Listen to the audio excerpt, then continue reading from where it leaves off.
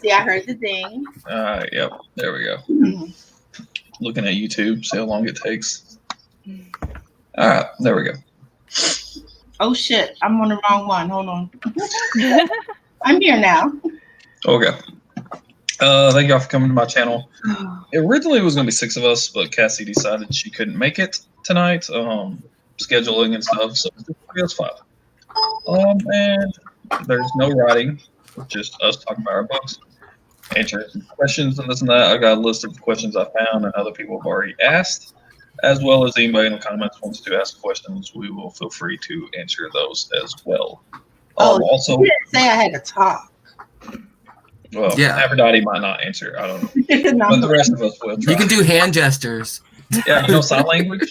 I have to have an interpreter because I don't know. But I remember some. Chat.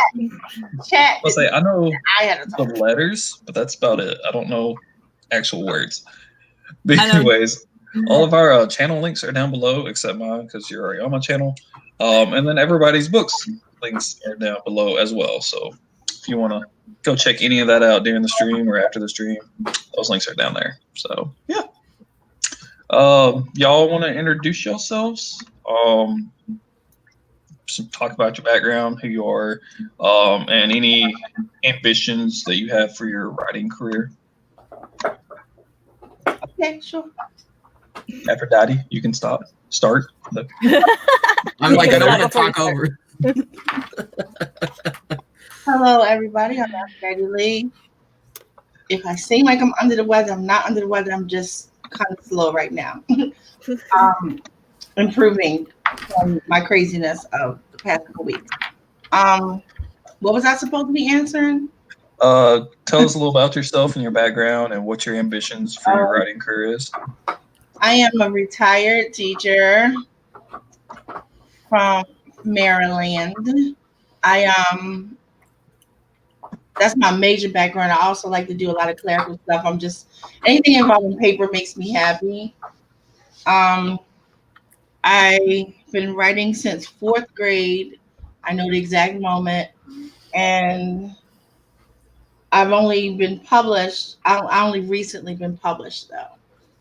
I started my own publishing company in 2018, long before I had a book. But I was like, do the publishing company and build it and it will come kind of attitude. And it did. So it kind of worked out. What else? You can find me everywhere on social media under my name. So I'm easy. I have a Patreon. My patrons are the best. Love them. What else? Oh, the book Shattered came out November 30th. This is Shattered. Not sure if it's in camera or you're actually seeing it because I can't see what's going on. Do you guys see it? Yeah. I can see it. Yeah. Yep. Okay. This is Shattered. Shattered came out. It is a coming of age dark drama, and I want to stress coming of age dark drama is called Shattered for a reason. And it's technically about a girl who got forgive me guys, I don't feel good. It's about a girl who named Aaliyah who got accepted into a prep school for the arts, and that she'd just been dying to go to, and she felt like if she got to be at the school, she could be who she truly was authentically, and then she can live a real teenage life, blah blah blah. And then she finds out like getting accepted isn't the same thing as being accepted, and she learns real quick that being smart doesn't mean you know everything, kind of thing. And what's the tagline? Let's do the tagline. Be careful what you wish for because you just might get it. Because she got everything she wanted. It just came with a lot of other crap. I think Stewie summed it up way better than I did on his channel, to be honest with you. But yeah, that's pretty much it. I think that was everything you said. Yeah. Okay. CARROW. Hi, my name is Kara Brown. I'm an urban fantasy author. I came out with this book this year called Queen of Swords and Silence. It's about a man-eating monster who tries to find love and make friends while getting blamed for problems that she didn't make. It's not currently available because I switched publishers. It's going to be republished again this coming February. There'll be like inside art, and they want to redo the cover. We're fighting a little bit on that because I like the illustration, but we'll see. My future... I know, I love it. My future ambition is actually to work a little bit on my other pen name, which is Faye Black, where I write romance and erotica. And the reason I'm kind of focusing on that is because it's short story based, while I focus on developing the publishing side of Other Worlds Inc., which is the place that I work and manage. So we're coming out with publishing services in the spring. I can't tell you the date right now because I'm still looking for editors and cover designers right now. There's like a stack that I have to go through, and that's like on my agenda for next week. So that's me. See how she is at that? All right. I'm Amber Craft. I write paranormal romance. Currently, technically, only have the first book out, Unknown Love, on Amazon. With the second one sometime in 2020. I haven't dated it because of everything that happened to me this year with moving and everything. But hopefully June is what I'm thinking. But I've been writing as long as I can remember, and I love everything and anything paranormal, and I love history, so I decided to throw them together and make them fun in my series. The Gods of Karina series is a standalone series, so you can pick them up at any point in the books. And so far, I've got 12 slated. Probably more, but that's what I got in the works. I don't know. That's me. Alec. Alec. All right, I'm going to turn this on for just a moment, but once my computer overheats, I have to turn it back off. But my name is A.L. Williams. I'm the author of Immortal Scars, currently available on Amazon. I'm originally a fine artist. I'm also a mental health influencer. I used to use both to talk about mental health issues. I've actually been not necessarily writing stories, but I've been writing poetry and different things most of my life. I just went with art first. But yeah, most of my stories and my art all have to do with mental health. My book, which was just published in November, Immortal Scars, is a story about two men looking for love and self-acceptance. It's an allegory for mental health, all wrapped up in a steamy paranormal romance bow. It's specifically LGBTQ. That's all most of my characters are. Yeah. And I'm D.L. Stewart. My debut novel came out earlier this year in May, The Battle for Medagore. And I'm currently working on book 2. Probably won't be released until like 2021 sometime maybe. I'm about done with the first draft. Should have that done tomorrow, next day, maybe, if I actually try. If not, sometime January. And then I'll be going through beta runs and alpha runs and maybe start the editing process next year. So maybe 2021 when it comes out. It's the first thing I've actually sat down and decided to actually write. I did have a story back in high school that I kind of messed around with a little bit, but it was just kind of fun. It wasn't anything I actually wanted to pursue at that time. I do plan now to go back at some point and actually pursue it and redo it some and release it under a pen name, which D.L. Stewart will be all for my fantasy, and Peter Gracie will be everything that's not fantasy. So, yeah. That's smart. Yeah, because I want all my fantasy to be like in the same world. Mm-hmm. So I want people know exactly what they're getting. So yeah, I like when people do that too. Like the universe, it might be the same universe, but it's like different things going on. With it. Different time periods, different places, different. I love that. Oh yeah, I've built so much world building. I'm going to use it at some point.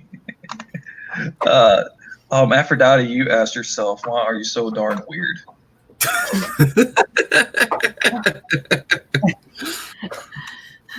I really must have been like glitching when I did that. Why am I weird? I do not know.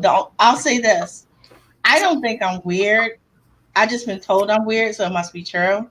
And I've been told I'm weird by so many people that it must be true. So I'm not questioning it. Isn't it like a underlying thing that you have to be weird at least on some level or to some degree to write the things we do? I wholeheartedly believe that creators are weird. It's true.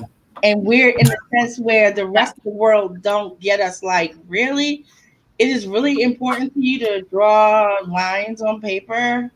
It's really important for you to create stuff out of trash. Like they look at you like, you could be a lawyer.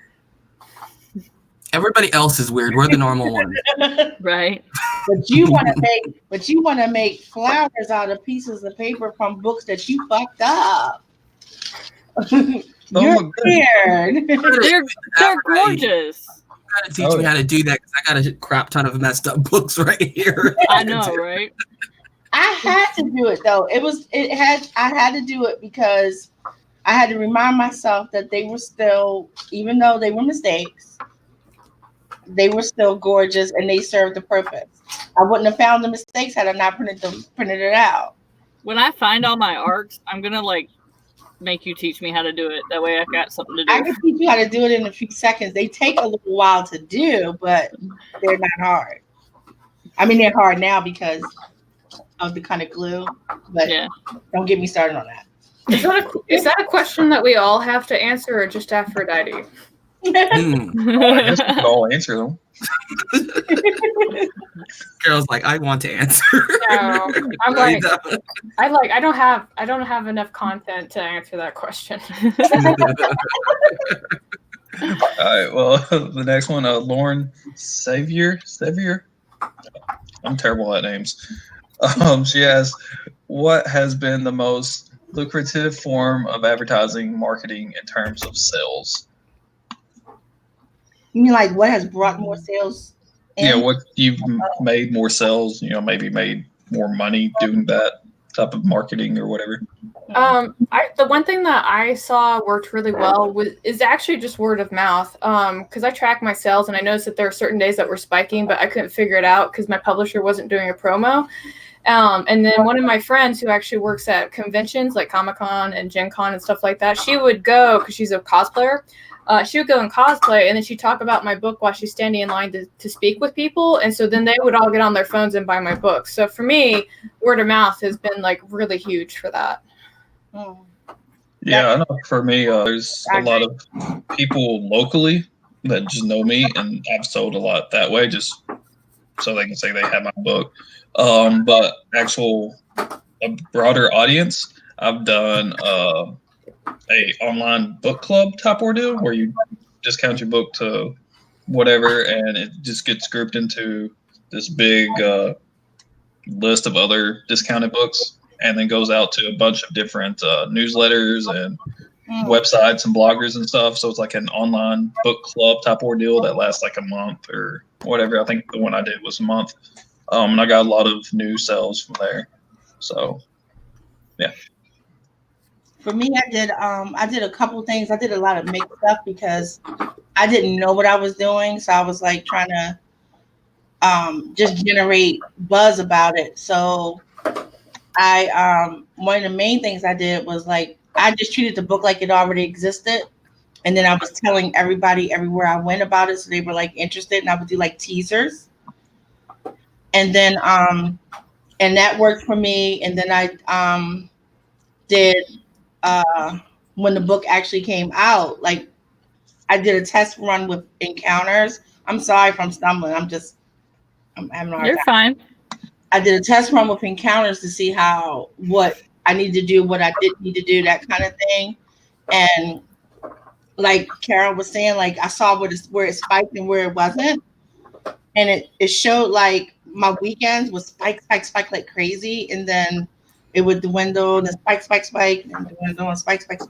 And I think it had to do with the nature of the book, because the opposite happened with Shattered. Shattered is spiking throughout the week and slowing down a little bit on the weekends. And so I did I did giveaways, 99-cent giveaways and that kind of thing. And I remember Jenna Moresi was saying, give it away, give it away, give it away now kind of thing. Just so many people can have it and talk about it. So the word of mouth thing came back and worked in my favor. Oh, yeah, that's how I look at it a lot with Really big time. my ebooks. I'm always like, yeah, I'll give, free ebook to this person or that person. People that I don't think is going to buy it on their own anyways. That's kind of how I approach my ARC readers as well. So if I know people are going to buy it, why would I give them a free copy? Because it's money I can make. But if it's people that's never heard of me, that's like, yeah, I'll be an ARC or whatever, I'm more willing to give it to them. That way it gets broader audience, as well as I'm not really shooting myself in the foot by giving my friends a free copy. I mean, I gave mine away to people who I didn't even think would gel with the genre in any way, shape, or form. Yeah.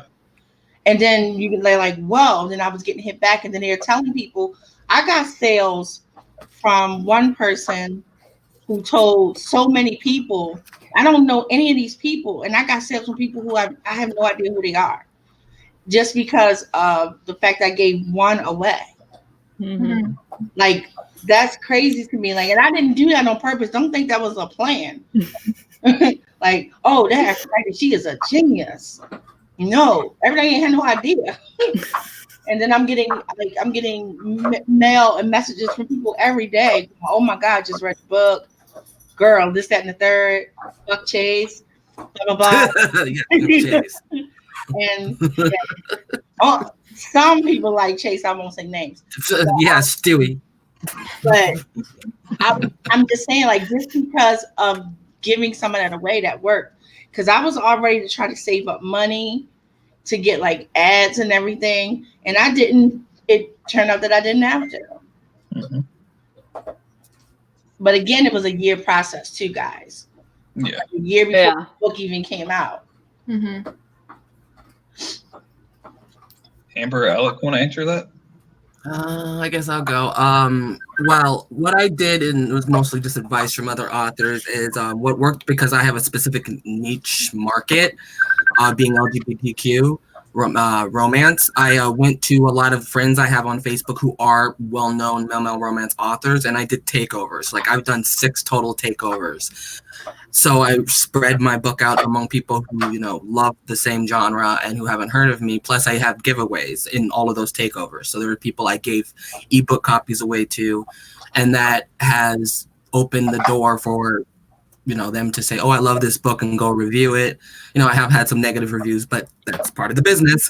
So, I am not very versed in book marketing, so I can't really go too deep into it, but that seems to be working for me. I actually let y'all go first because this is the one thing I really haven't had success in, and not because I didn't market or anything like that, but just releasing right before you move is never a good idea. Because I thought I could get it all done while getting ready to move, and I got hit with overtime at work, which meant I had to take it for extra money to move, plus moving, plus showing a house. I basically did the bare minimum. I gave a couple people my books for reviews. And then kind of the same thing. I'll give ebooks out if somebody asks but doesn't have the money, just to try to get the word of mouth.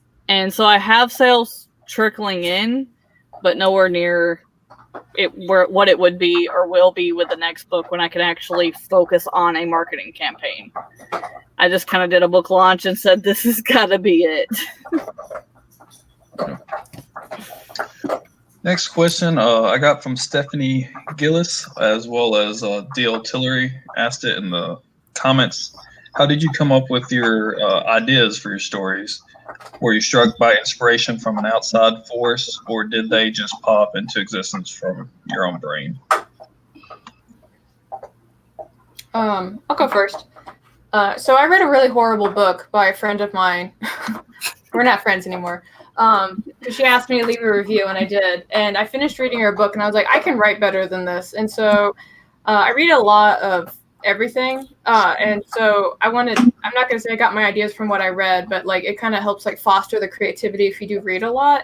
And I particularly like horror, Lovecraft, and fantasy and all that stuff. And so my idea kind of just focused on instead of having your typical like badass female in an urban fantasy thing. I kind of focused on, well, what if it was a badass monster kind of thing? And so I just kind of played around with that. And that was just my hobby while I was teaching for about a year. And then I decided that I wanted to actually pursue it because the people at my writing group that I went to said that you could get this published if you really wanted to. And I was like, well, gosh darn it, I'm going to do that. And now here I am. Hi, friends. That's good. I guess. No. Oh, go ahead. Go ahead. Oh, I was just gonna say. Well, the funny thing is that I was actually watching Sarah Cannon's art breedings videos, and I was watching her planning videos. That's the sad part. And I found my way into her other videos, and I was sitting there listening to her plotting. And I guess one of her characters is a pyro, and I was just like, that'd be cool to write about a pyro community. So that's literally where this story started. And then I also really, really love, one of the problems in the romance genre is that mental health isn't really touched on very much when it comes to romance. Like there's a few, but very few. So I wanted to bring romance, erotica, and mental health all together. Ooh, what a kettle. I know for me, I've always liked war and stuff like that, especially more medieval type wars, or maybe even not technically medieval, but before, guns and stuff were involved. And the fact that I just got tired of everything was like Lord of the Rings, where it was like elves versus this versus that. I was like, mingle them. It could be, a diverse group of people versus diverse. So that's kind of where mine's kind of clustered from. It's just getting tired of the separation of the different races. And right. Yeah. Well, I thought it was like as a whole, but if we're going to talk about Shattered was inspired by a couple incidents that I went through in real life that I decided to fictionalize to the hilt degree. And it was one of those things where I wanted to ask myself, what if you got everything you wanted? What was the worst thing that could happen after that? And then every time I could think of another worst thing, it just kept growing. So that's kind of how Shattered turned into the monster that it is. As far as like other things, inspiration, it could be so dumb, so little, so insignificant, and then turn into me needing to have a world building Bible. It just comes from anything. A lot of times I notice that music inspires me, and I know that's corny, but it really does. And what I mean by music, I mean like I'll hear a line in a song and go, that'd be a great short story. That'd be like an awesome short story. Then I go, that'd be an awesome book. Oh my God, that would be a kick-ass series. That's how it works for me too. I actually came up with my Alice in Wonderland retelling based off of someone on NaNoWriMo, the Facebook group, asking, come up with a Alice in Wonderland retelling. And I literally just busted out a premise and I was like, this sounds cool. Right. Carol had me trying not to laugh when she was talking about her inspiration, because I literally wrote Gemini Rising because I got mad with a book that came out. Do I say it? Yeah, I'm going to say it. I got mad when 50 Shades of Grey came out. God. Oh, Someone said, well, you're a writer, and won't you write something better? And I went, I think I would. Can we just call that book a book that shall not be named? So I went out and I said, I'm going to write 50 Shades of Grey Skull and do like a parody. And then as I was writing the outline, because I was not kidding, writing the outline for it, I said, wait a minute, I kind of like the story that I'm making, so I'm not going to do Grayskull because I don't want to get in trouble with, the He-Man people. So then I changed it to something else and wrote that book. That's funny. The way we're all kind of with music, like I have a story that will probably end up being another series, but from a line and a song, and it just sparked a whole thing for another type of series. But for this series, it was a little bit of everything, because I'm a huge paranormal and romance and vampire reader, like all three together. I just got tired of the same tropes and the same, this creature must fight this creature and he can't fight any other type of thing. So like, I don't know, I was reading Iliad, like a couple days before I came up with the idea, and it's like, I just got to thinking what about their parents and what about all the gods, and there's so much history and lore and stuff, and I don't know, just kind of threw them together and said, we'll see if this works, and liked where it went, and decided to keep it going. And my love of astronomy just kind of threw itself in there somehow. I didn't plan on it, and now we've got a series instead of us just run one book. See, that's how like I have a series coming out way down the line under a pen name, because I just randomly one day was like, I wonder what it would be like to fall in love while you're in a mental hospital. That's literally popped into my head. I'm like, that's the story. Oh, it's going to be. I just seen Eva's comment. I'm like, oh yeah, it is still up there. What? Tell me. I can't see. I've got a blue Christmas stocking that I hung up here the other day because my cat was trying to eat through it to get to the lavender soap, and so I hung it up. Oh, okay, I can see it. I didn't know what it was. I saw the blue though. Yeah, my ears matched my stocking. I didn't even think about that being there when I put it there last night. Just say it was on purpose. Just looks absolutely adorable. No one said a thing about it this morning's stream. Oh, we're too busy BSing. I was like, wait, what? Oh no, we're too busy mooning over Thurston. Faith's voice. We're Thurston. Jennifer Brown has asked 2 questions, one in the chat and one on Facebook prior. From Facebook, it was, how long did it take each of you to write your respective books from first draft to publication? Year and a half. A year and a half, yeah. I wrote the draft in 7 months, and that's with going to writing group. And then I had it edited, and then I had to completely rewrite the second half of the book. So that added on another 6 months because I had to check my facts and shit like that. And then I was supposed to have it published actually in April, but I had a falling out with the publisher I was with at the time. And so I was signed on with a different publisher, and they said, can you give us 3 months so we can get things ready on our end? And I said, sure. And so it got published in August instead. So yeah. It took me not quite 4 years from start to completion, about 3 months shy, so like 3 years and 9 months. Yeah. For me, it took a year exactly. And I mean, it was a steep learning curve, guys. Like, my book was a dumpster fire when I first wrote it. It was just horrible. It was great. I mean, I'm going to quantify this. Like, if you cut out the years of me thinking about writing it and start with actually sit down to write it, I started writing it March of 2018. I finished the first draft in July. Then I finished the final draft, which it was other drafts in between, closer to like October or November of 18. So it was mine was also supposed to come out in April of this year. And then things fell apart. Whole bunch of craziness happened, blah, blah, blah. So it didn't come out till November 30th of this year. So it took me 5 or 6 months to write it. And then everything else took forever. But again, I didn't know what I was doing. So writing wasn't new to me. Everything else was.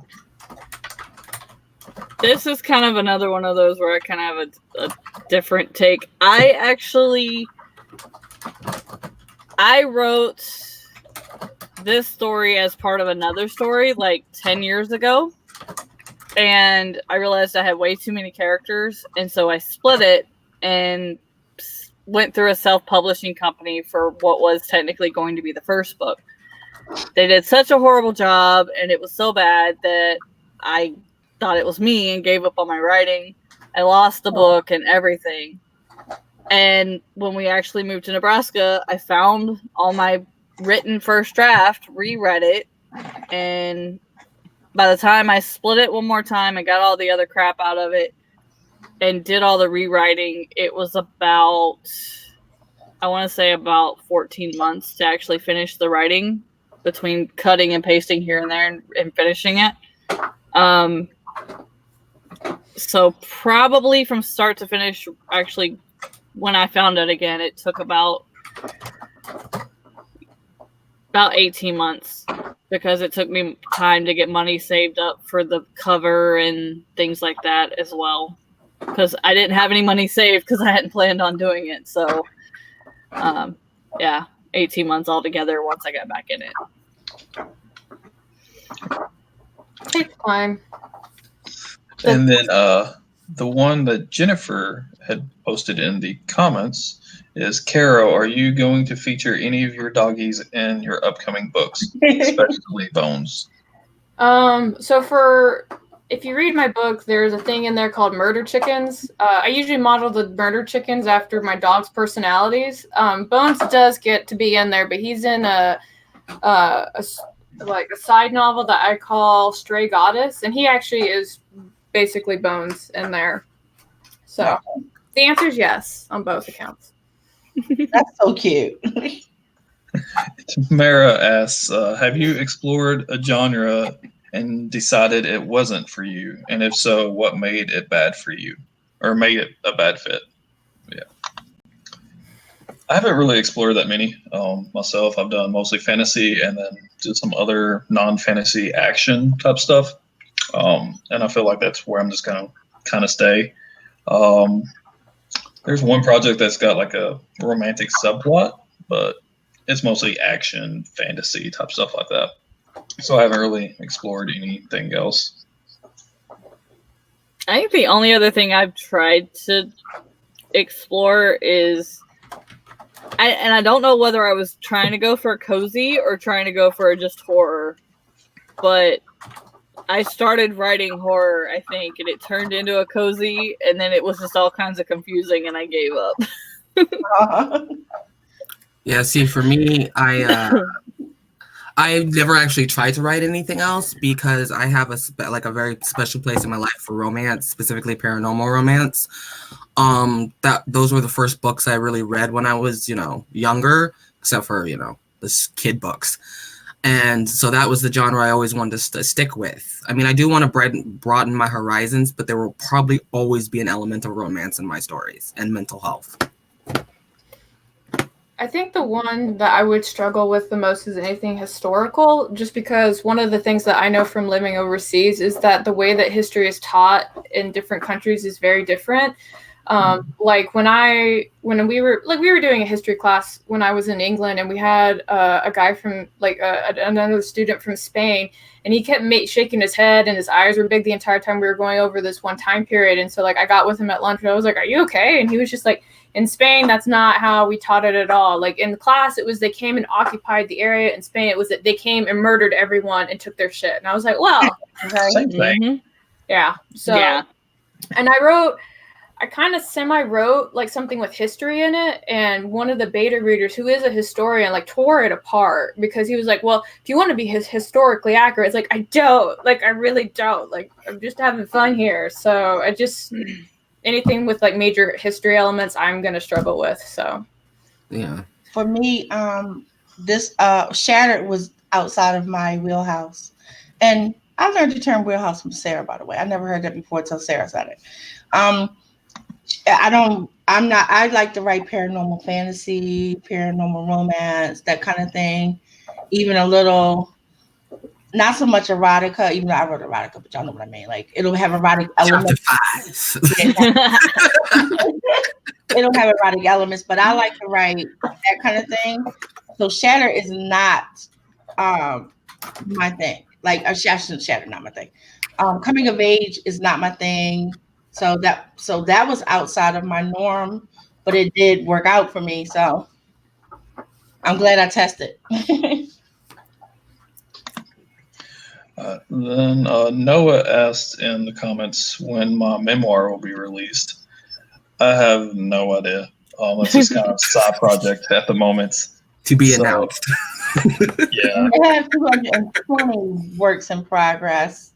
Yeah, I have 20. Yeah, Counting me my and, main focus, there are like 20 books I'm currently working on, and that's one yeah, of me them. and Stu are on the same page. I got like 20. So I have I don't even no know. idea.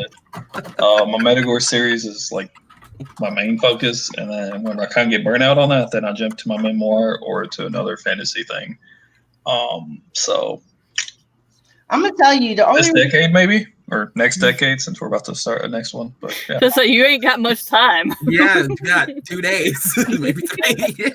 only reason Shattered got done is because I literally had all my works in progress that I was working on piece by piece. Because I'm not kidding you when I say I have stories at 75, 80% right now, but they were never getting in, they weren't getting done. It's because I literally said, from this time to this time, you're only working on this one. Mhm. And I literally had to do that to myself. Now, mind you, I've never in my almost 60 years did that to myself. I'm not going to limit me. I can work on more than one. Yeah, I could, but nothing ever got done because I was in pieces of each. And so and they're all kind of epic-y, you know what I mean? So I had to literally put them on the back burner and say they're not gone. Work on this one thing and get it done. So I wrote out the whole Glass Corridor series and got that taken care of. So Shattered is the first book in that series, in case I wasn't clear. And so, but now I got a whole bunch of juicy stuff. I got to pick which one to start with, pick up again. So there's that. DL Tillery asked, "Is there a type of scene you have a hard time writing, such as writing sex scenes, fight scenes, etc.?" Oh, mine are just like more opening scenes or transition scenes. I like the more action stuff when it's just kind of transitioning from one place to another or just building up to something. For the most part, those would be the scenes that I struggle with the most. Yeah, same here. Like, it's the transitions, because not necessarily going from chapter to chapter, but like people actually going somewhere or time passing. I have a hard time writing that because I want so much to happen. I forget that the day technically has to end or time has to pass. So I have to go back usually in the first, second draft and like put those back in. Me, description.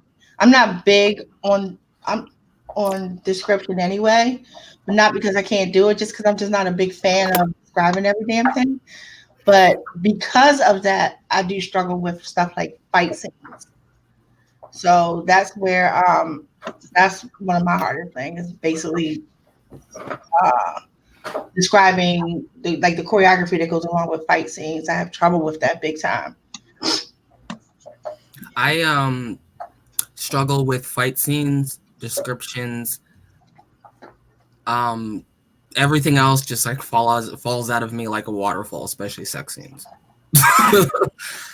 I'm the master of sex scenes. I'll just straight up do say that.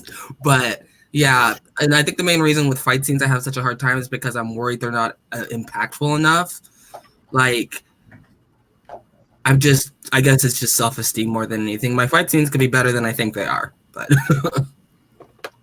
I think You never know. not that I've tried, but like I'm sitting here trying to think about what I would struggle with. The one thing I would probably struggle with is anything that involves domestic abuse, and that's just because of my background with working with those people, and it would be like a really emotional thing for me to do because I used to work at a women's shelter. So I've seen a lot of what happens, and so I would struggle with that just because I would end up like I would have an emotional problem. Like it would have to be one of those things where it's going to take me a week to do it. I'm going to have to take breaks. Somebody's going to have to hug me afterwards, like all that stuff. So I hear you. I understand what you mean. so note to self: send Carol a hug, virtual hugs. if I have to do that, like there's one scene in my book where there is somebody who was kind of like in a abuse torture scene, and like after I wrote it, I just went and snuggled with my dog for like the rest of the day. So. DL Tillery also. Hmm? Do what? I said I understand that. Like I really get that. I get you on that, Carol. Yeah. DL Tillery also asked, "What is one thing you would do different for your book launch?" Have one? My money was Somebody going else to to pay moving. for it. I did an online one, and that's all I could do. Have I a really rich guy help me pay for it. I'm with Aphrodite. There's really not much I could have been done differently just because of lack of money. But if I had the money, probably pay for BookBub and just like more actual advertisements. Yeah, I'm about the same. I'm pleased with how my book launch went.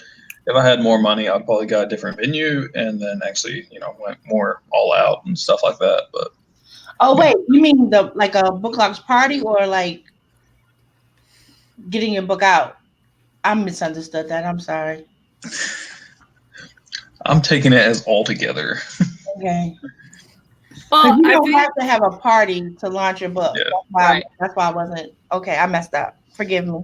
no, like I would have had one. Like I had the online, but I was just so excited to get it out after, because I'm not even lying. 3 months, the last 3 months before the book came out, the book was technically ready. The cover was ready. Everything was ready, but the frickin' translations page was not formatting for nothing. And so when it finally did come out, I was like, yay, release next weekend. Like, I just had some, like, regular book swag, and that was it. And then I didn't think about having, like, giveaways or anything like that, like everybody else has done, or, like, gifts or whatever. I was just like, I want it out. I couldn't. I just didn't have it. So I reached out to all you all. It was like, hey, instead of me trying to concentrate on me and my launch, let's concentrate on indies who have stuff out and who want to launch, and send me your stuff and I'll put your stuff out too. Like I didn't know what else to do. You know what I mean? I really didn't. I couldn't do like big giveaways, and except for giving away the book itself, I couldn't, do the things that other people were doing. I don't have money. So Well, that's what I'm saying. Like, you gave away physical books at your launches. Like, Tamara's gave away books, and I think Dana did, what was it, candles and ebooks, and yeah. just like small things like that. But I think when she was asking like what will we do different, or Yeah. I wouldn't do anything different. I thought it went great. I really did. It was a learning experience, even for the stuff that I wasn't sure on how it would go. I know what I'm going to do the next time now. You know what I mean? Mm-hmm. So it really was great. And then and as far as like that party, I gave myself a party because I knew no one would celebrate it. No one around me would celebrate with me that my book came out. Because like I have you guys, but you guys are not near me. You know what I mean? Yeah. So I gave myself a party, and I said, if no one comes, I'm still going to be really happy because I was giving it for myself to celebrate that I'm done, that I did this, and that's all that was. Not planned that long before the book existed. I think the only thing I probably would have done differently is maybe commissioned more artists to do promo art for my stuff. Because I occasionally get commissioned to do promo art for other people, and then they tag me, and then I also tag them in my stuff, and then it's a tag kind of thing. So I think I probably would have done that. I was actually surprised that I don't want to say it went really well, but I'm surprised it was a good day considering I was trying to launch a book, do work, finish college, pretend it's my birthday, like everything else, like probably not have college on my next book launch. Like just cut that out. Sarah asked, was there a point after releasing that the high of releasing fell off suddenly, and did it affect you emotionally? I was too busy. Like, I forget at times that I've actually released a book until I'm like, oh yeah, that happened. So yeah. I actually had a very big emotional crisis that actually quite a few people on Authortube helped me through. My release was fine. I was happy. I was energetic. It was actually the first negative review I got, and it hit me harder than I expected it to. Like, I was prepared, but it still smacked me in the face. Yeah, you can't be prepared for that. And I made the mistake of going and reading them, which I knew I shouldn't have. But it showed me that I had the strength to get past it, especially with the people around me from Authortube who helped. I'm still waiting to wake up. I'm still waiting to find out that I dreamt you guys up like I dreamt up so many other things before. Like I'm not even kidding. Like If we're your dreams, I feel sorry. I was like, you got Yeah, I feel sorry for Nightmares. you. What kind Bad of imagination imagination. do you I'm have? your erotic Consider dreams. us. I dream a lot of people into existence. Not only I'm was not she even gonna, agreeing to I us, don't even want she to would push myself to wake up just in case. And yes, I'm like I the dream what I wet need, dream and section. I needed people like you all. So because not only is she dreaming of us, she's dreaming our books too. So let's just take a moment. yeah, and just think about that. very talented. Okay, your brain is dirty enough, Aphrodite. You do not need me as a walking wet dream, okay? apparently I do. Apparently I do. All right. And I live vicariously through all you guys' other stuff, like your world. Like I can't have cats. Sarah has cats. You know, I can't have dogs. Carol has dogs. You know, Stewie builds a lot of maps. I got the sexy man with the locks. You get to live through. Amber is gorgeous with her blue ears and her dark hair. I know, right? And that lipstick. Girl, yeah. That lipstick all day. I love my black. Alec, I was like, gave we're me going James. out. Alec gave me James. I'm just saying. James. It's all about James. All about James. So yeah, and honestly, like my hands still shake when I get a message and they say like, "Oh, I just got your book." I'm like, "Who are you, random person?" And I'm reading it and reading what they're saying, and I'm like, "This is no way it's real." I am gonna wake up. Damn, fuck, I probably am gonna wake up. I don't think mine like suddenly fell off. I feel like I had a lot of supportive, oddly enough, men when my book came out that were, even though I knew they weren't going to read it, and some of them told me they wouldn't read it, they still bought it just to be supportive, which kind of touched me more than the book coming out, because like I knew we were all friends at work, but I didn't expect them to actually do that. So I think like just moving, it hasn't hit me yet that I don't have any friends to encourage me yet like that as far as physically. So I'm like leaning on you guys more emotionally. I'm going to give you a hug in June. So yeah, it hasn't been like a sudden oh no or whatever, but when I left, just them telling me all that made me feel really good, in that I had people that supported me probably for the first time in my life. So I don't know.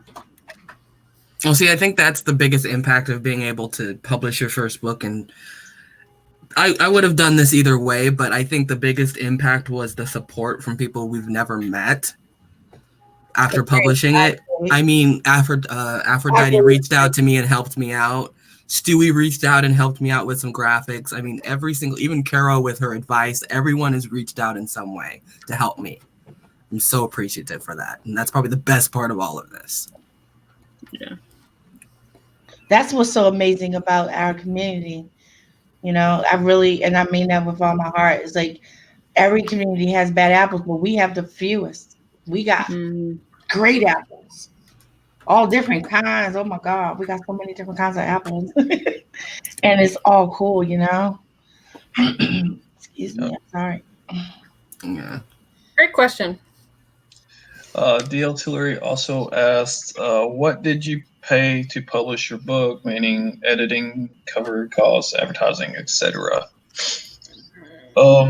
Before release, I think I spent about $1,800 for everything. I need a calculator. I don't even know after that. Oh, actually, no, I already do know. Hold on. I calculated it. Hold on. I did I not got it wrote down spend. somewhere, but I'd have to go back and watch my other video to know how much I spent. Guys, I didn't spend one single dime.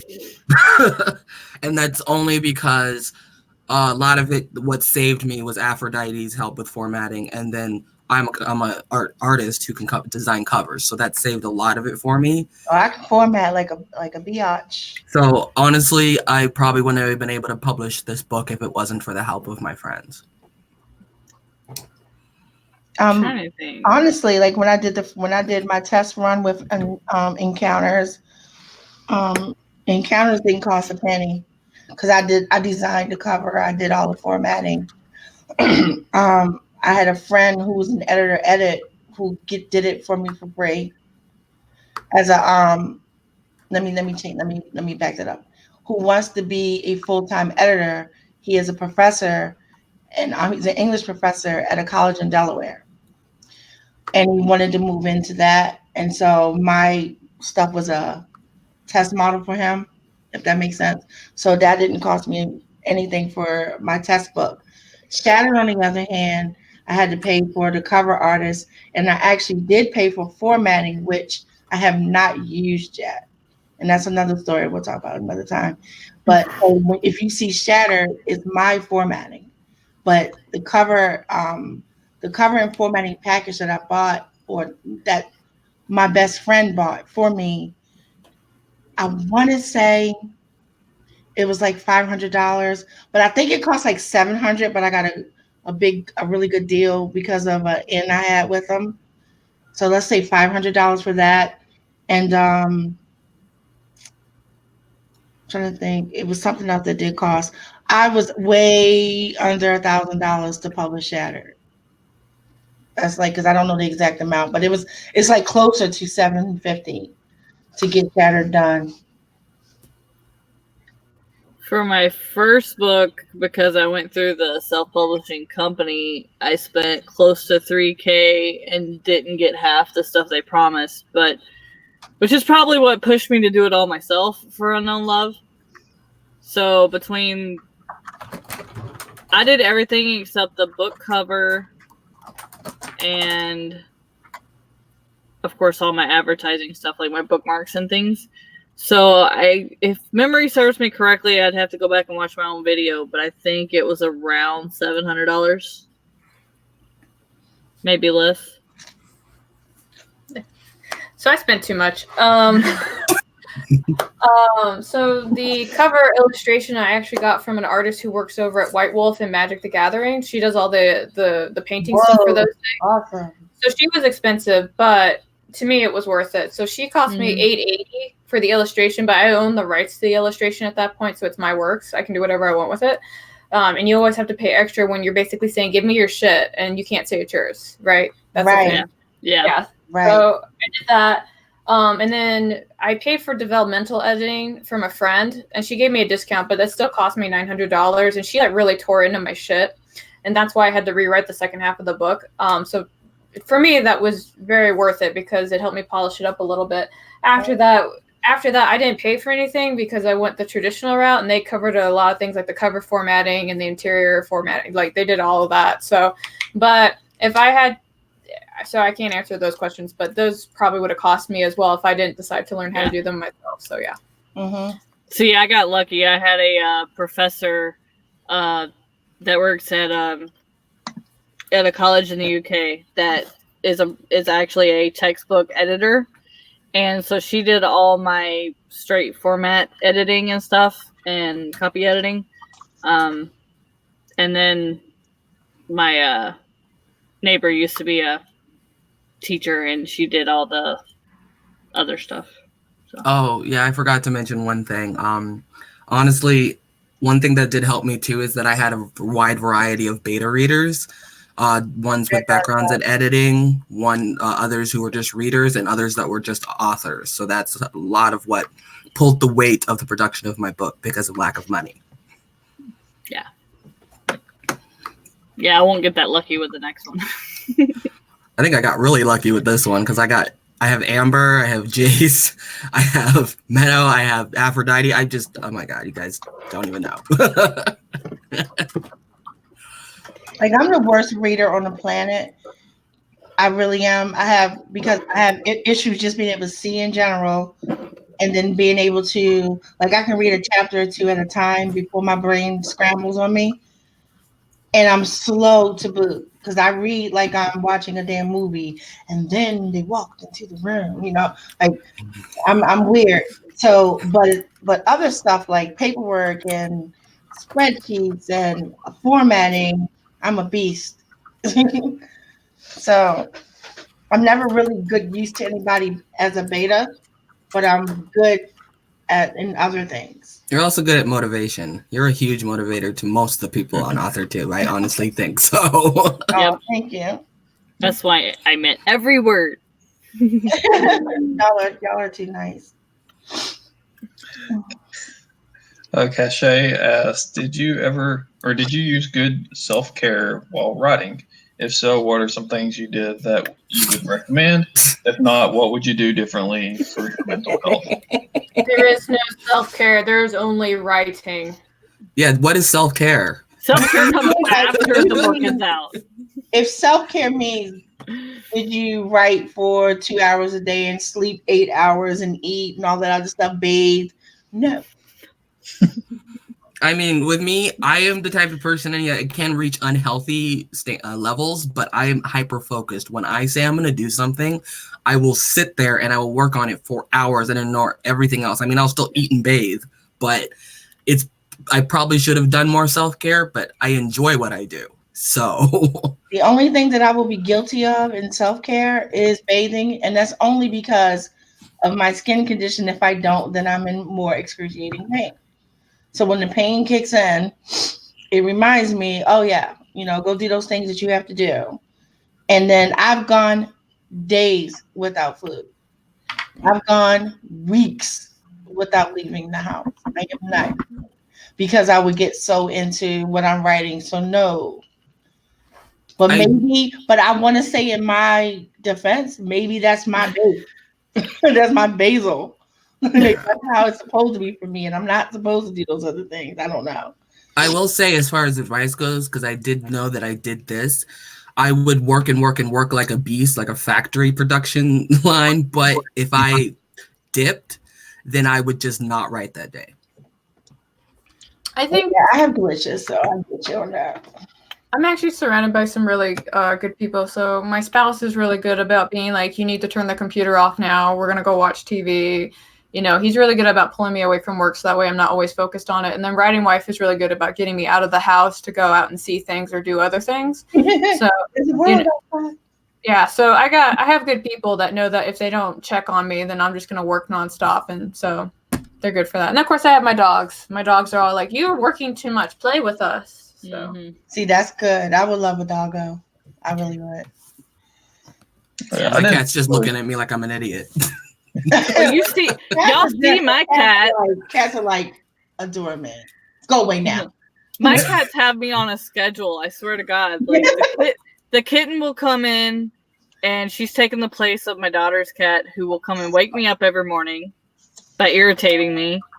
And then the scaredy cat will sit there and meow at me when he knows I'm supposed to be asleep. If I'm not in bed and the computer and TV off and it darkened the room by like 11:30 during the week, he'll sit there and meow at me till I'm like, okay, I'm going. That's the only self-care I got. My cat will meow at my door for like 20 minutes. I forgot something. I will take my drugs though. Oh, I take my drugs too. I don't mess up on that. Oh yeah, if you have medication, take your medication. Yeah, I am a very good patient. Okay, I'm so I made bad a I forget mistake. to do that. I made a mistake while I was writing Immortal Scars, and I skipped taking my lamotrigine for 3 days. If you don't know what that is, it's a mood stabilizer. And so you were like me. Literally became lethargic. Like, it was the weirdest experience of my life. So never do that. You saw what happened when I forgot my medicine for 2 weeks. What's wrong with me? Yeah, Tillery, I don't know if you're still here, but look. Water.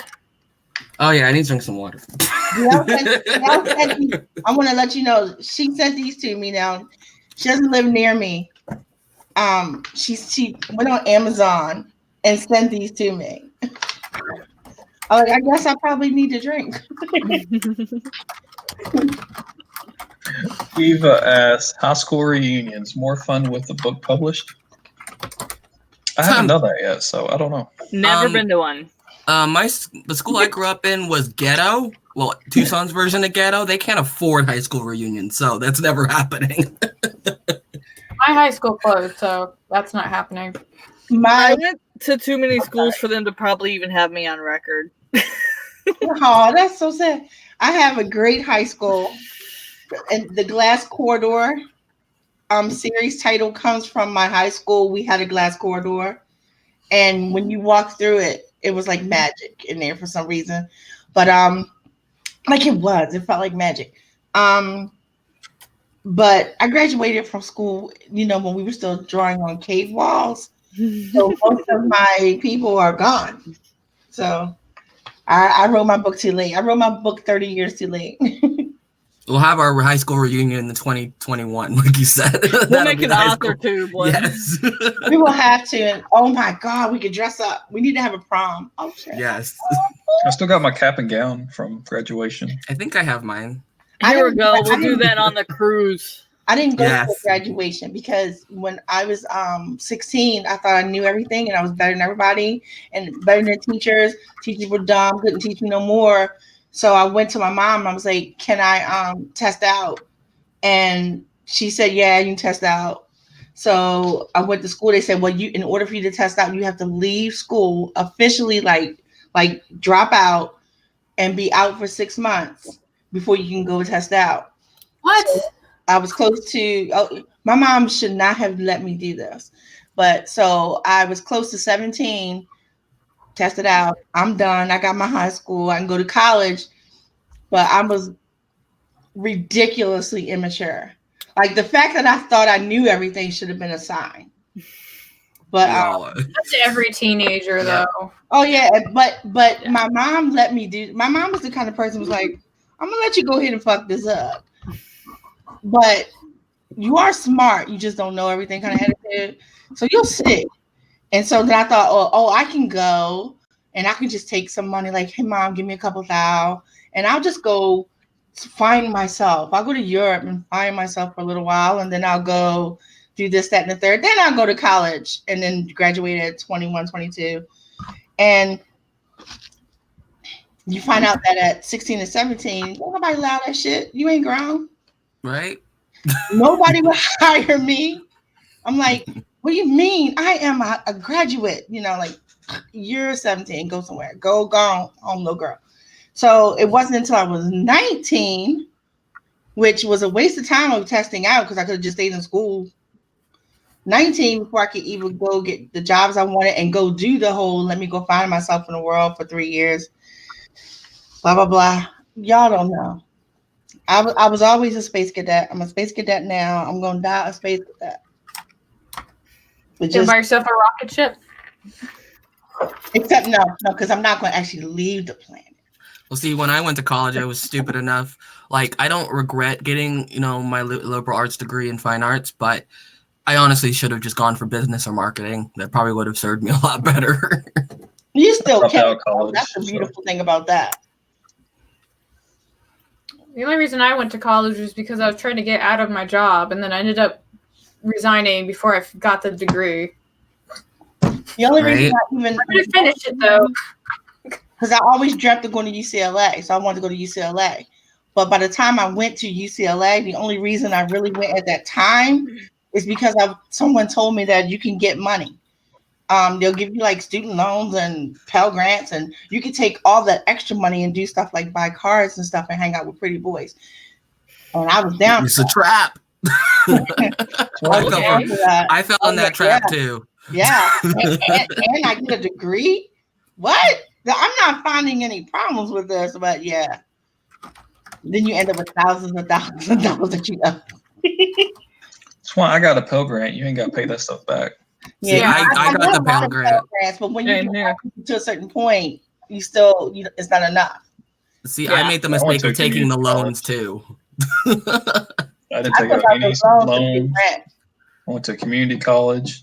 So all I had to do was get a certain amount of hours per semester, and then they pay whatever amount. So I would do that, and I would just like fill in random classes just so I could get that check. And then after each semester, they would send me like a check for like $1,000, $2,000. I was like, no, I could do this. But I also, because you get your Pell Grant check and it just feels so good, but then you get that because your Pell Grant covered the majority of it, like in your first 2 years. So if you got loans, that just was like gravy. Like I flew all over the place. Like I was ridiculous with it. I was very not smart with it. Again, very immature. Eva, also, What was this question again? We got talking about school. I think Yeah. something about high school school reunion. reunions. Oh, Yeah. yeah. Oh, Yeah, Uh, okay. tangent. Better with a book published. Most of them aren't alive. Eva also asked, I've seen a few indie authors focus on ebook sales before even offering physical book orders. I'm curious if your physical book orders have shown to be worth it, or is ebook only a viable route? It kind of depends on who you're selling it to. Like, so for a lot of my older friends, they want the physical book. So the sales are obviously like it's higher for that demographic. But when it comes to like what sells more, the Kindle sells way more. So like in the first month, I sold like 110 Kindle editions, and then I sold 30 physical copies. So Yeah. See, I made sure that it was offered to have a physical copy just for that reason, because a lot of people like to hold stuff in their hand. You know, even some younger people want to hold the book or see the book, Mhm. and it doesn't cost you any extra to go ahead and make the book exist, even if you don't sell one. yeah. No, but with my with Encounters, I sold way more ebook versions of that book than I did physical. I think I only sold like 40 physical copies of Encounters. Well, I know in like the LGBTQ romance genre, that specific niche, most of the sales are ebooks, specifically Kindle Unlimited. That's where most of those sales come from. Physical books are just an extra luxury, but I did that more for me so that I could hold a copy of my book in my hand. Right. Yeah, for me, I've sold more ebooks just because, most people in general, I feel, prefer ebooks or whatever nowadays. I wanted a physical copy for myself, so I did that. I've sold enough. I've made my money back wherever for that route, and I've made more money off physical books than I have ebooks, even though I've sold more ebooks because it just costs more. Right. But I sell a lot of paperbacks and stuff, like in person, like at conferences or book signings and stuff like that. Yeah. So for me, it was worth it. That's why I think it's really worth it, because of when you're out in the public with people, to have those physical copies. I mean, it doesn't hurt to make it available no matter what, though. Well, and I think a lot of times when you do go to places and have physical copies, it's not necessarily that a lot of people like physical copies of books.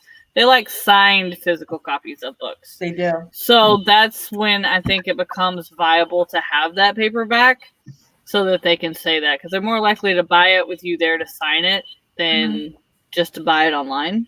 I literally had this old guy walk up to me, and he's like, I'm saying old, he probably was my age, but he comes up to me and he goes, "Hey, yeah, APHRODITE, I bought your book, can you sign it?" I was like all excited because like there's this dude, and he goes, "Okay, wow, neat. I'm not going to read this, but I'm glad it's a book."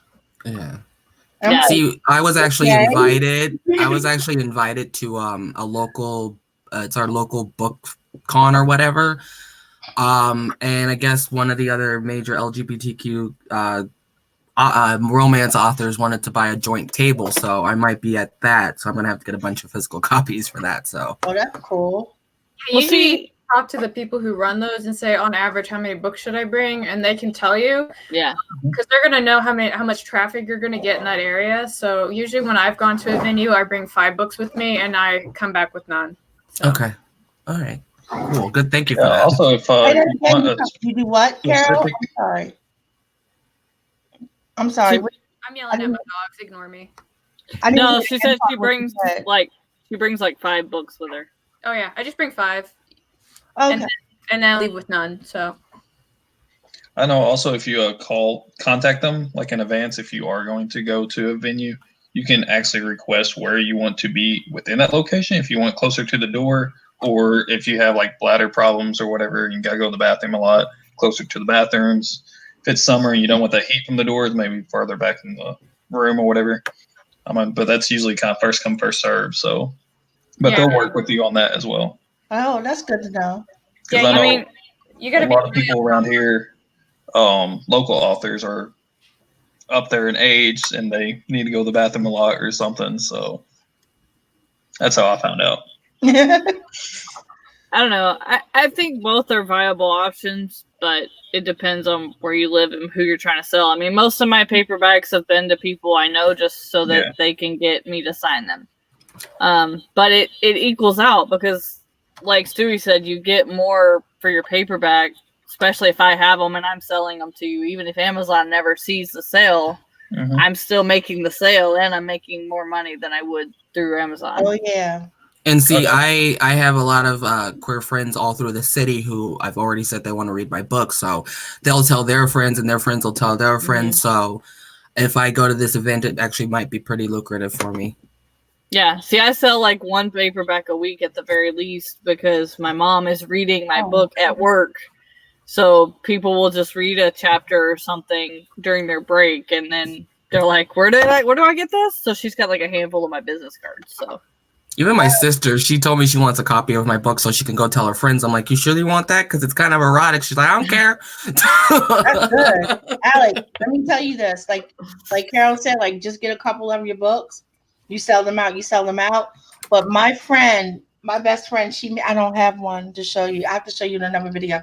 She got like a square thing for that links to my Amazon. Mm-hmm.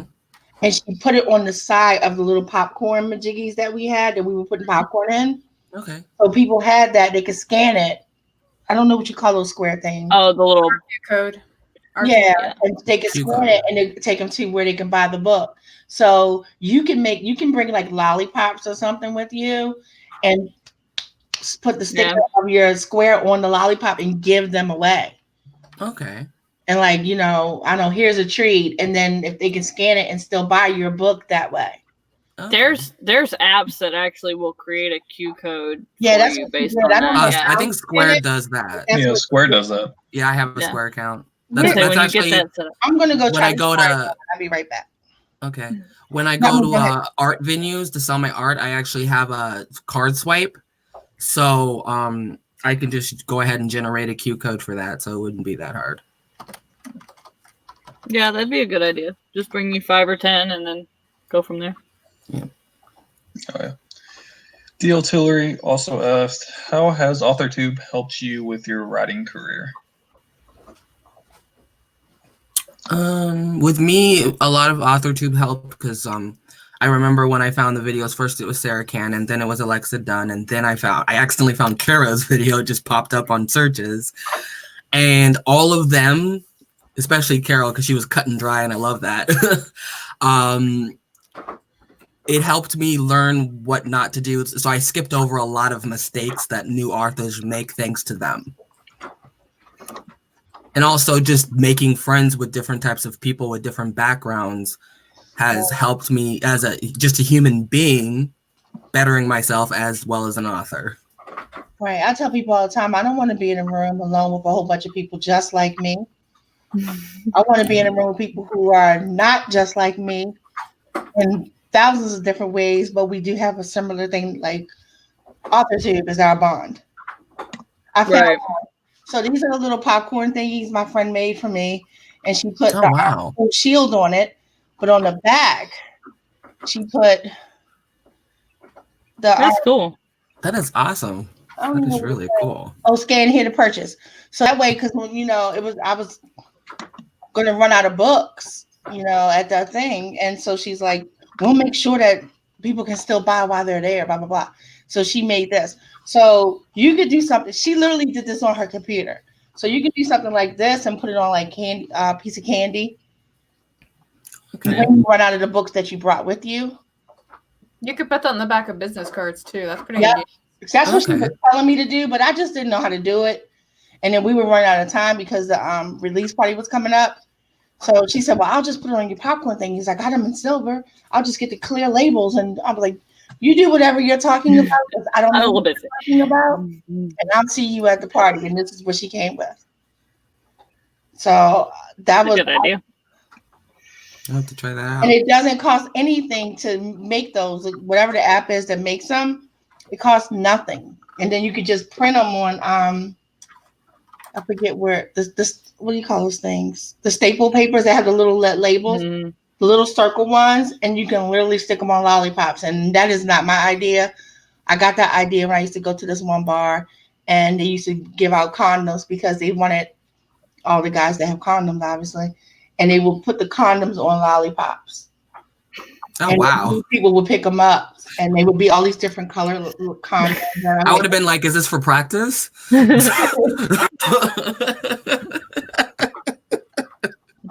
Blow, pop. That's why they did it. They knew people would pick them up. So for me, Authortube's been really good with networking. So anytime that I've needed something, I just talk to somebody else on Authortube saying, hey, this is my situation, where can I go? And they're like, that way. So networking's really good for that. Yes. Yeah, I would say both networking and just holding me more accountable. Wherever I know people know that I'm writing now. It took me 4 years to write the first book, because the first 2 years I was just like, whenever. Now I'm like, all right, well, I got to actually work on it. So. Damn it, I told people I was right. I think for me it's more networking, because like when I lived in the Midwest, there was I would have to drive an hour to find anybody that wrote a book. Like there was only a poetry thing in our area, and since I wasn't a part of the college there, I had no hope of creating one of my own. So being able to be on here and that's how I found my cover designer, and how I met everybody once I moved to the West Coast. And it helps give you encouragement and find people and give you extra views on, if you can't decide, like right now, I can't decide between two covers Alex made me. And so I'm probably going to put them on Facebook and say, what do you think these mean? Oh, I did that in my collective. I let them choose. The cover that you see was their final choice. Yeah, I've got two that pretty much explain the story, and I don't know which one to choose because they're both amazing and right on point. Many mock-ups. This is why I made so many mock-ups. So yeah. Well, that's the best way to do it. Is when I got my mock-ups from the people who did my cover, they gave me lots of ones to choose from, and then tweaked whatever I said I didn't like of each, and then went from there as far as deciding. But then I couldn't decide, so that's when I put it like you said, couldn't decide. I asked everybody else, and everybody chose that one. Yeah, because these are the only two ideas I've had for this book, and he nailed them on the head, and I can't choose now. That's a good problem to have. Yes. Right? Looks good for me. And we also found the cover for book 4 already, just by the mock-ups for book 2. Yeah, I had all mine done together because, like, if you notice, or maybe I don't know if anybody noticed, can you see it? You notice how the burst looks like it's off a little bit, like it's not in the center? Mm-hmm. Yeah. Because it's not supposed to. This is part of like a whole picture. So if you put the 3 books together, it makes a whole picture. So if you kind of look, it kind of looks like it's kind of framed in black. I can't see what I'm doing. See, kind of like that. Yeah. Inside of it is more purplish, and then you have this. Well, yeah, it's one whole picture. So if the books are lying next to each other, it's like it makes a poster. I can't wait to hold one of those books. It looks so And nice. Because I had somebody tell me, "Oh, your thing is off. Whoever did it, they did it wrong." I'm like, "Oh, I guess people are going to look at that and think it's off because they don't know." Well, But no, because asymmetrical art actually looks really good. That's actually a good style, anyways. Yeah. I'm like, if you look at the words, you can see that the word isn't. But I understand. Like, I get at first sight, I can see somebody thinking, "Wait a minute, that it is." You know what I mean? Yeah. It really is supposed to be the way it is. So it wasn't a mistake. The Artillery asks, so are you all a pantser, planster, or a planner? Oh, dear. With that word. I'm a planner, plotter, whatever you want to call it. A panner? I plot to the nth degree, and then Oh, yeah. I can't help but plan everything I do. I plan everything down to the last detail, and everything changes while I'm writing it. Oh, yeah, of course. Of course. I mean, a creative brain isn't going to do it any other way. Yeah, it just helps me. Like if I get lost, then I have somewhere to go back to.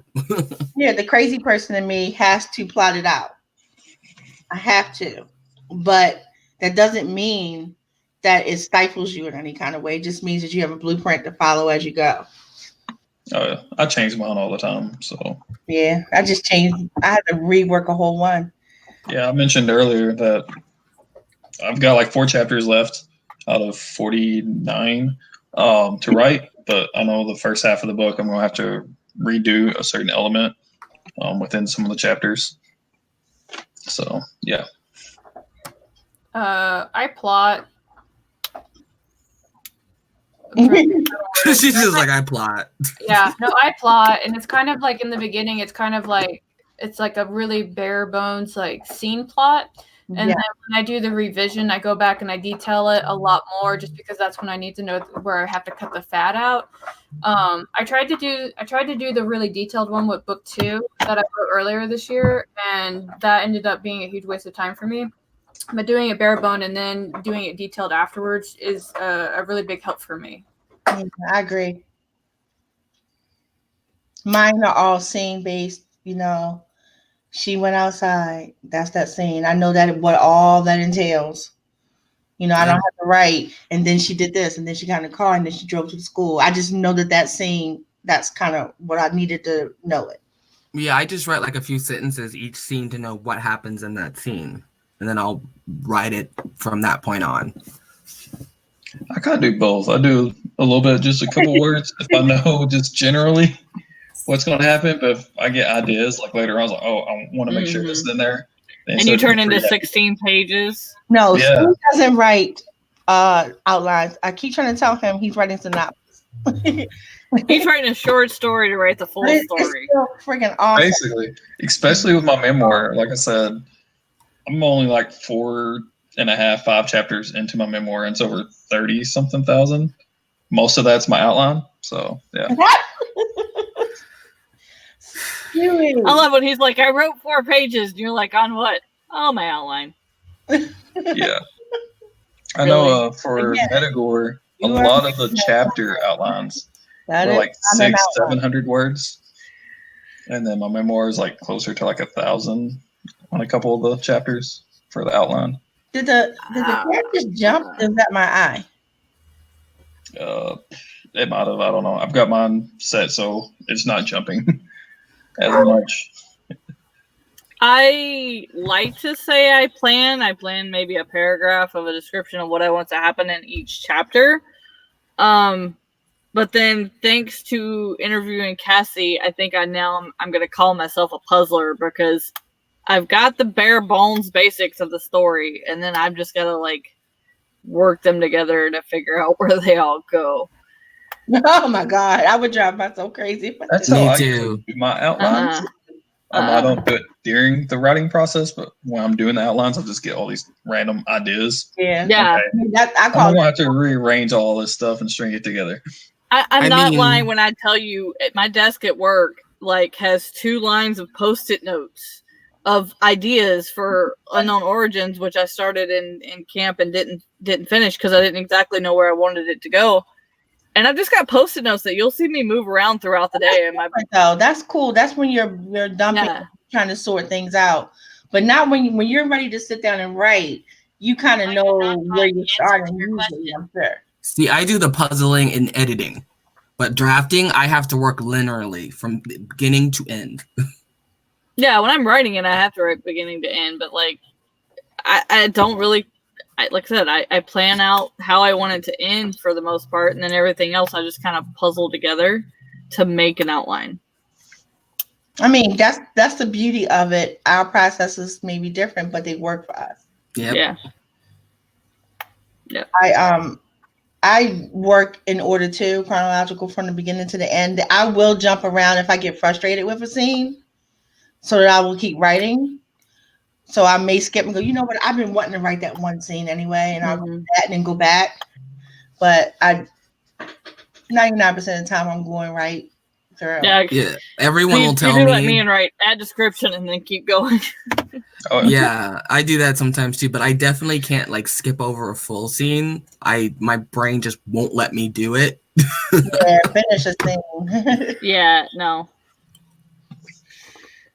Cachet asked, "Do you use Patreon? If so, how has it helped you as a writer?" Let me go first. I don't have Patreon. Can I answer this question? And that's that. I have Patreon and I love it. Love it. It's like a playground for me. And it's fun because you get to talk to people who genuinely want to support you are there. It's not you're not wondering. You know what I mean? So you have people who said, "Hey, I'm going to sign up. I'm going to give you $1. And I'm going to hang out with you every month. Make me laugh or something like that." And you get to give them content. They get to have like a secret club, handshake that don't nobody know about. I friggin' love it. Love it. I'm actually launching my Patreon next month. So on the 1st, it will be live. I have one, but I've only got one Patreon, so. Hey, you're doing more than me. I have one. I've had a Patreon for 6 months now. I started it right about the time I launched my book, but with everything going on, I'm kind of glad I didn't get patrons because I wouldn't have been able to stay on top of it. Oh, I'll come be a patron. I didn't know what to offer, and over the last 6 months, I've slowly thought of things I could add and looked at what other people are offering and kind of tweaked it from there. And I like where it's at now. I hope everybody wants to be a patron now because I'm excited about it. I want to give them this stuff. Oh, I'm too, because I've kind of melded my art into my writing. So the stuff I'm giving away is a combination of both of them. So I'm excited too. Yeah, I'll come over there. Since we get off here, I'll come join you. Woo. Yay. DL Tillery asks, after the idea comes to you, how do you outline, if you outline, as in how is your outline formatted as in its layouts? I have videos about this. It's usually done with some kind of Excel spreadsheet. Yes. You're Carol's the queen of Excel. Call me a Coke. I'll get you a drink in Okay. June. All right. Pretty much anytime something's going on, I say I have a spreadsheet for that. So That's going to be your tagline. The funny thing is I'm starting to be like that after this whole Secret Santa stuff, and like my author Bible already was a spreadsheet, and now I've got I started a book thing so I can keep track of how many words per chapter before editing and after editing. So I'm probably up to a half a dozen spreadsheets now. Yeah, the way that I outline is I kind of to keep it interesting, I use like stickers and washi tape and colorful pens because I'm a princess like that. And I use index cards for each character, so I kind of make it a very interactive, kind of like I call it my kindergarten plotting because it's fun. I think the next book mine's going to have to change because I used to put stuff on stickies, different color sticky for each character, and what I wanted to happen. And I had my little board I would put them on afterward. But now I have no room for the board. I have no room to lay anything out on the floor. So I told my mom I'm going to find, I need to get a smaller TV. I think this TV is going into the living room. And then I'm just going to, right beside my computer, have the board up and let that be my new wall to put everything. Let me cover up a word real quick before I show you. Because that's just how. No, I want to know what the word is. But there are things that I will write that I will not say out loud. that's why I call myself a puzzler, because I just have all these random thoughts and ideas, and then I'm like, let's see if they fit here, if they fit there. Yeah, These Tamara, don't fit. Next story. I just wanted to say something about what Tamara said. Yeah, I gush over Carrow's spreadsheets, especially when she puts the schedule for Authortuber. I'm like, these are so pretty. This is why you have all these crazy people because spreadsheet time. I seriously want her to teach a class on how to do them because I barely know how to do them. I do teachers with stickers. I have a video. I do have a video about how to do it for at least outlining. So. Oh, really? Oh, I'll have to go look at that. I can show you one of my example of one of my outlines or one of my old ones. You can figure out what I crossed out by the sentences. And if you can see this, it's not important that you can even read it actually. But so this is my first act of it. So literally each line that has each bullet that has a square is a scene. Period. That's it. And that is all I will say. Like that one, I think says Ariman and Zoe's tryst. I know what that scene is. The next one, Ariman gives Royal ultimatum. I did give myself some notes, but those notes are only because I added new content after I wrote it. So I had to add those notes and remind myself. Cedar talks to them about impending troubles. You know, you see what I'm saying? It truly is. Oh yeah, this scene has to come in. Oh yeah, this scene has to come in. And then that whole section, these 5 scenes, is a chapter. See, I think after watching after seeing Octavia Butler's stuff, me and Cash and Meadow the other night, she writes her outline and then she's just like, you would think it's part of the book because on the side she has like, need more killing. And she's like, need to make them feel it. Yeah, she's like, need to make them feel it, see it, smell it. More racism. More racism, more hunger, more this, more that. And I'm just like, once I write an outline, like usually if I've got ideas, I'll just try to keep them in mind. But that's a good idea. Oh, like, it is a let me emphasize what I'm trying to emphasize on the outline. The only time I do that for my outline. I chunk out and I'll write ly words. I'm gonna have to do that. So if I'm doing if I do a lot of adverbs in my first draft, that's the only time I'll give myself notes. Show that, show that, show that, show that. Yeah. So that's the one thing like people do kind of struggle on their first draft. I love the first draft because I know it's trash. You know, it's like, but it's getting it all out and saying mostly what you want to say, even if you didn't say it well. You know, I love going back and going, now I can play doctor and fucking fix it. So why are you saying he was harsh? Like, you want the scene to be where he was harsh, but don't tell them he was harsh. Show them. I mean, there are times after my first draft, it ends up being like an outline, and I'll cut it up and like physically put it in like different spots and go, does it fit here or here or here? Like, so I guess I do that not just in outlining, but the entire process. Mm-hmm.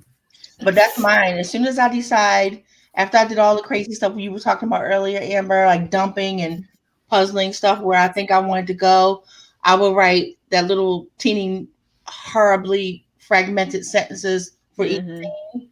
They don't have to make sense. They just have to make sense to me for each scene. And then I go from there. So I have my outlines tend to be 3 pages because I split them into 3 acts. Sometimes they're 4 pages because I have to make them really, really big. For me, since my Metagore series follows a bunch of different characters, I just pick one character at a time and just come up with key points or ideas for different things going on in them and just jotting that down. It doesn't have to be in order or anything. And after I go through all the characters like that, then I go through and order them and try to string them together. You know, what leads to what and stuff. And then after that, then I open up a spreadsheet and then I have it mapped out like a calendar almost, and exactly how long it takes from this point to this point to this point. So I can see where it lines up. Oh, yeah. And I do that for each character. So I know if I know 2 characters are going to be together or whatever, I can kind of line up their storylines that way or something. And also kind of anything that I would have to change because I might have it lined up to happen before when it's supposed to happen afterwards or something. So it kind of helps that out. And then after I get all that done, then I'll go through and make a new list with everything in order as a whole, and then decide what I want in each chapter and each scene and stuff. I know one thing I forgot to mention is the most important part of the plotting process for me is the character arc. So I find the trauma, the want, and the need, because that's the driving force behind my stories more so than the plot. Okay. I have a question for you all as far as those of you who have multiple POVs, like, because Stewie touched on it, but what is your process for um, keeping all that straight? Like, I do not write in multiple POVs, but if there is a story that I'm working on that seems like that will be more suited to it, it will only be two, thank God, different people. But I was curious as to how you work that out, because it feels to me like you're telling the same story from two different people, but that isn't even always the case, because sometimes people are in different times. So how do y'all sort that? I Most of the time, separated. Oh, go ahead. you can go ahead. Oh, I was saying I usually just separate it by chapters. So like one POV is in one chapter, and then the next events that are going to happen are in the other POV, even if they're not in the same place. But whatever happens in that POV affects the plot. So it goes there, one POV, the other POV, back to the first POV, and so on and so forth. Mm. I've actually had to learn to like those POVs that separate it by chapter. If the POVs are separated and it still follows the plot line, I'm okay with that. But it's when like I just go straight for the story, whoever's POV it is, and I don't separate it per chapter because I want that each chapter to end with a punch. So I will just do the 3 little dots for another scene or another person or any of Right, that. I've seen that. Yeah. Yeah. For me, the thing that helps me out with that is understanding character agency and language. One of the big things that is going to help you separate your POVs is understanding how they're going to talk and understand what they're going to prioritize. So hashing that out in the beginning is going to help you out a lot. Mm. Yeah, like mine, I have, I think, 20 something people you actually follow in the first book at one point or another. But Good I job. kind of look at it as the kingdom, since there's only 6. Each one has a different culture. So kind of like what Carol was talking about, different ways people talk, different, priorities, and, high class or low class, if they're used to like farming and stuff like that, or if they're more rugged and all that kind of stuff. Well, like with me, like I love what Carol said about agency, because yeah, that's gonna, even if it's only in one point of view, you do what you would do in any situation is make sure each character sounds like who they are, even if it's only in one person's point of view. So like for my 8th book, it's 3 point of view. I'm not gonna do the chapter by chapter because that's just too many switches. It's gonna be within each chapter. But I stroking my own ego, I'm very good at character agency, so I'll be able to let you know whose point of view that's in. Yeah, I mean, I'm good with voice, but I couldn't wrap my head around. I guess because my brain was thinking of the separation part. Like, let me give you a better example. I was, as an exercise, I was going to rewrite the first chapter of Shattered and do it in the POVs of each of the characters, just as an exercise. I have no intention of like publishing that. So you're talking about like whose point of view to actually tell it from? POV. Do it in just the chapter. The same thing would have happened, just to see, just as a practice to see how my brain will function with it. But So you're talking about like how to determine which POV to use? Is that what you're asking? No, I'm trying to figure out how you guys who you work in it. I guess that is kind of the question too, but I've always, whenever there's like a large cast of characters, try to pick whoever has the most at stake or who's going to be affected by that scene the most. Yeah, Show it from their point of view. yeah, that works too. the point is in telling a story is to keep moving forward. Right. I get that, but I always wonder, like, people who go from that you were telling Aaliyah's POV and now you just stopped doing that and now you're telling Spencer's POV. And I always wondered what was the process in your brain to determine how you were to move forward. So yeah, basically what you said. Well, sorry, go ahead. I was going to say, who's more interesting? Like, who's going to be doing the more interesting thing? Because oh, that's good. So here's a good example, and I don't mean to throw shade at the book, but A Discovery of Witches. We spent the entire book following this woman as she goes on this thing. At one point, all we're doing is drinking tea and talking about books, right? Well, the guy runs off and he's having epic battles and doing like underground shit. And I was sitting there at one point like, I'm gonna follow what that fucker's doing. Like, I don't give a shit about tea or what year this wine came out. Like, ugh. Yeah, I have a battle scene in my book where, I have two different points of views, but one character is at work. So I'm not gonna follow the one that's worked. I'm gonna follow the one that's in the battle scene. And I think that's how, like with Carrow. So the ones that are sitting having tea, but the other one seems more interesting. Do you still write the one having tea and then go to the one who's more interesting and also write that? That's almost like a George Martin question, because George Martin will write a scene from multiple points of view before he decides which one he wants to go with. For me, I would, like, in one of the books that I write, I switch between 3 children in that book.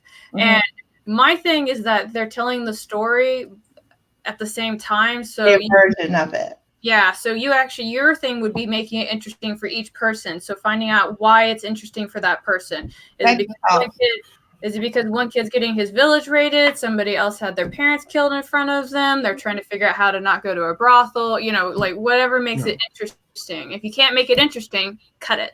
And if you want to save some time versus writing the whole scene, one thing Sarah Cannon does in one of her videos, she talks about how she plots both characters, like fully plots the story from both points of view, and then chooses which one of those scenes goes in the book and what order.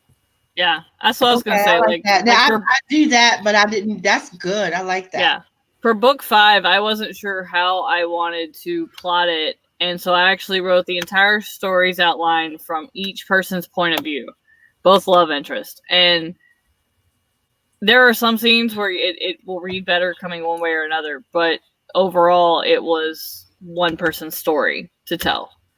But like when I do timelines, I do that though. Like everybody's over here on this, and I do the timelines of who's doing what when to the end. Right. But I never thought about what like Carol and Alex said. Oh yeah. I mean, and like that's what I do in Unknown Family. There's a point where where my main character Seda has just fallen off a tree and broken her leg, and she's stuck there for a while because they can't let her have a weakness. So then, she's not going anywhere, but the guy that likes her has something he has to go take care of that's much more interesting. So he goes and takes care of the troublemakers that he was sent there after while she's just there sleeping. So it progresses the story while keeps it interesting. Yeah, I'm going to work on that because that was great advice, guys. Yeah. Eva asked, who is your book dedicated to, and will you share your dedication? Oh, I'd be happy to. Do you have time left to talk? We still got about an hour. No, For StreamYard anyways. Okay, so my book is dedicated to my grandmother. And Aphrodite actually helped me write this out. I gotta throw, my kudos to her. But it says, this novel is lovingly dedicated to my late grandmother. She was always my strength and peace. She guided me with all the love she had and without judgment. Beatrice Miller Williams. I love you. Rest in peace. 1929 to 2017.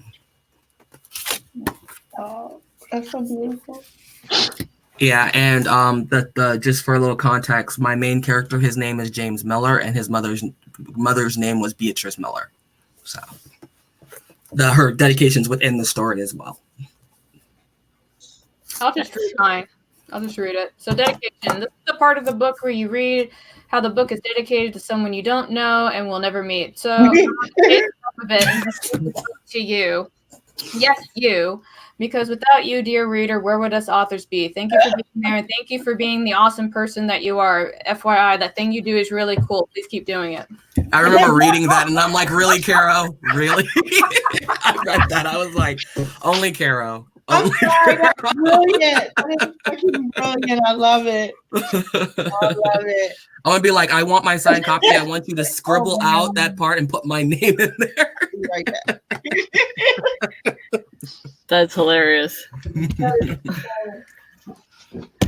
Oh God. I didn't put a dedication in mine. I put acknowledgments in the back, but I don't really Yeah. feel like the He's like, same. it's all about me. To say I didn't dedicate nobody. Fuck them. dedicate it. Fuck 'em. Well, how about you dedicate it to the people you killed in your book? Oh my God. I dedicate to the fact that I murder words, motherfucker. I didn't call it a Dude. dedication, but I did an acknowledgments or whatever. I did both. But I said, to those who encourage me, thank you from the bottom of my heart. To my daughter, I hope I have shown you how to follow your dreams. But this book is for those who I have lost. My cousin Philip, who made sure that he was my first cell. Yes, my very first. To my great aunt and uncle, who put up with my interruptions while visiting my grandmother every Sunday. And to my grandmother, who I miss every day, and who listened to thousands of stories as they rolled off my head and out of my tongue while you taught me how to cook. I would have loved that. Lastly, this book is for my best friend Surya, who we lost too soon. You are all missed, and I'm thankful from the bottom of my heart for the time I had with you. Aww. Because my friend Surya passed away 2 months before this was out. So. Oh, sorry. Yeah, I remember, like, main reason why I wanted to dedicate it to my grandmother is because she always said that I would do great things. No matter what stupid, fucked up shit I did, she said I would do great things. So when I finished Shattered, I lost my twin, but it was already like when I mean finished, I mean it was finished. The formatters and all had it, and I decided that I wasn't going to mess with the original dedication and stuff in it. That I was going to dedicate a new book to her specifically, because I lost my stepmother. And then I lost my fucking twin. And then 2 months later, I lose my father. So I was feeling like a big, giant orphan this year. So I said, I'm going to leave my dedications alone. So when I did Encounters, the 7 Erotic Sins, I'm dedicated to my daughter, Kirsten Ariel. No big fanfare. And then, but I did Shattered. Don't cry. You're so stupid, Aphrodite. When I did Shattered, I said I lovingly dedicate this novel to my boys, Jeremy Noah Adam, Kieran Michael, and Ptolemy Caesar. And I had an acknowledgement in the back. Stay with me for a second. I would like to thank everyone who has encouraged me on this journey. It can be very lonely and very hard sometimes, so I wholeheartedly appreciate everyone who helped me make my writing dreams come true. Very special thanks to D.L. Tillery for everything. So, and that's in both books. Because I think Danny pretty much saved my life. I really do. I'm just glad she was close enough to be there for you. Yes. Close enough and help set up and do everything else that she did. You have no idea all the stuff she done. So that was mine, and my next one will be dedicated to my twin. yeah, my next one's going to be dedicated to all the gay boys who can't come out to their fathers and mothers, and also to my children. I just saw a shirt. I swear I'm buying it. It says straight out of. It said like you know how you have the straight out of Compton shirts. Mm-hmm. It says straight out of the closet, and it was rainbow. I'm getting it. I came running out that closet in sequence. It was cute. And I know you're like, really? I'm like, no, but this shirt is bomb. Right. Yeah, right? I'm sorry, I'm repping it. It's like, why are you in the closet? Have you seen my wardrobe? I started to say straight out of the closet, which it does, and then put like broom, so it can say straight out of the broom closet. But and Stewie and his skeletons in his closet. But that shirt is bomb, y'all. I gotta get it. Yeah, I don't think I'm going to dedicate any of my books to anybody except maybe my memoir. I'll probably dedicate it to the other people that was in my group and Rachel and our producer. But that'd be about it. But that makes sense. I always dedicate stuff to my kids, but I'm going to dedicate this next one to my sister. You should dedicate it to yourself, Stewie, and put hashtag Sagittarius. Oh my Lord, these Sagittarians. No, the reason why I wanted to do the memoir originally, like the first thing was because one of the guys that was in the group was going through some rough times, and I didn't think he was going to make it, so I was going to write it for him, but he got better. So That's great. Oh my God. I have a question for Carol. When are you going to do 3-card pulls again? Yeah, Carrow. Am I gonna do what? 3-card pulls again. Come on. Oh, When's I that can gonna do it right now. When's that going to go down? Oh, one thing I forgot to say earlier is with my books, because Tillery had said where you get your ideas from. I forgot this part. Every single book that I've read is actually something that I've been through, but exaggerated. I told you all to like get with me and be kind of like, when do you want things? Nobody got with me. Works in Sagittarius. Oh, we always want. Wait a minute, what happened? What did you say about the Sagittarius? Tamara Twerks in said works in Sagittarius. Oh my Lord. The Sagittarius is supposed to be the cool fire. Mm-hmm. I'm only gonna do one because it's Stewie's stream. But what do you want? I get you. Well, she asked, so do Aphrodite's. Okay, Aphrodite, what do you want? I want to know, where is my boyfriend now? I don't care. random 3-card, whatever you say. Okay. And then not to be the party pooper, but like my dinner got cold, so like maybe in a little bit I'm gonna have to go. Oh, we understand. I'm sorry, friends. that's fine. Carol's got to eat. I'm just so happy to hang out with you. Oh no, I'm happy to do it too. It's just I got a message saying, "Hey, your dinner's here." I'm like, "Cool," and then it was like, "Well, it's cold now." I'm like, "God damn it!" Excuse you. You are not part of this reading. No bones. No. He said, "But I know stuff. I got some words." I want to know when I'm gonna get my next treat. Come on. Don't say that. He can hear you. He's looking at me now. Oh my God. I really can't pull when you're not pulling. He wants to help mommy. Yeah, I'm sure he does. Okay, 3 cards for Aphrodite about something. About something. About life. Meaning of the universe. It's about something. About something. Let's see. I got the 4 of Wands, the Priest, and the 6 of Wands. Wow. Somebody in your house is not telling you something, and they're doing shit. Work. Hi, friend. No, I don't think it's somebody that you like though. Like it's somebody in your family that you don't like, and they're just trying to piss you off. So, however you usually deal with them, just keep doing that. I know that. I know exactly what's going on with that. It's not necessarily in your house, but in your house kind of thing. So Yeah. It's never literal. Y'all have no idea. DL Tillery asked, do any of you have a horror story of an editor, publisher, cover artist, or formatter you worked with or plan to work with? Yes, let me go first. So you can see the look on Amber's face. With the first publisher I was with, the big reason I left is actually because of the editor. And the editor, so here's the thing, like when you work with an editor, the editor is not supposed to change your story to how they would have written it. And that's exactly what this editor was doing to me. There is a guy in my book, his name is David. He is an ex-Marine, and she basically was trying to get me to turn him into a soy boy. So there was a lot of fighting going on about that. She also didn't like Silence because Silence was crass. I was like, Silence is supposed to be crass. That is his character. She's like, well, I don't like it. You need to tone it down. And so there was a lot going back and forth about that. And then she also didn't know what the flying fuck she was talking about because at one point she said, you need to change Queen Titania's name because of the word tit in the start. And I'm like, do you not understand your major in English? And she's like, what are you talking about? Like, Queen Titania is basic Shakespeare, you twat.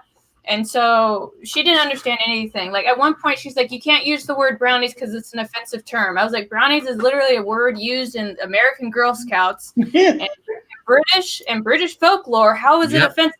And she's like, well, I read a blog post where somebody got upset. I was like, fuck you.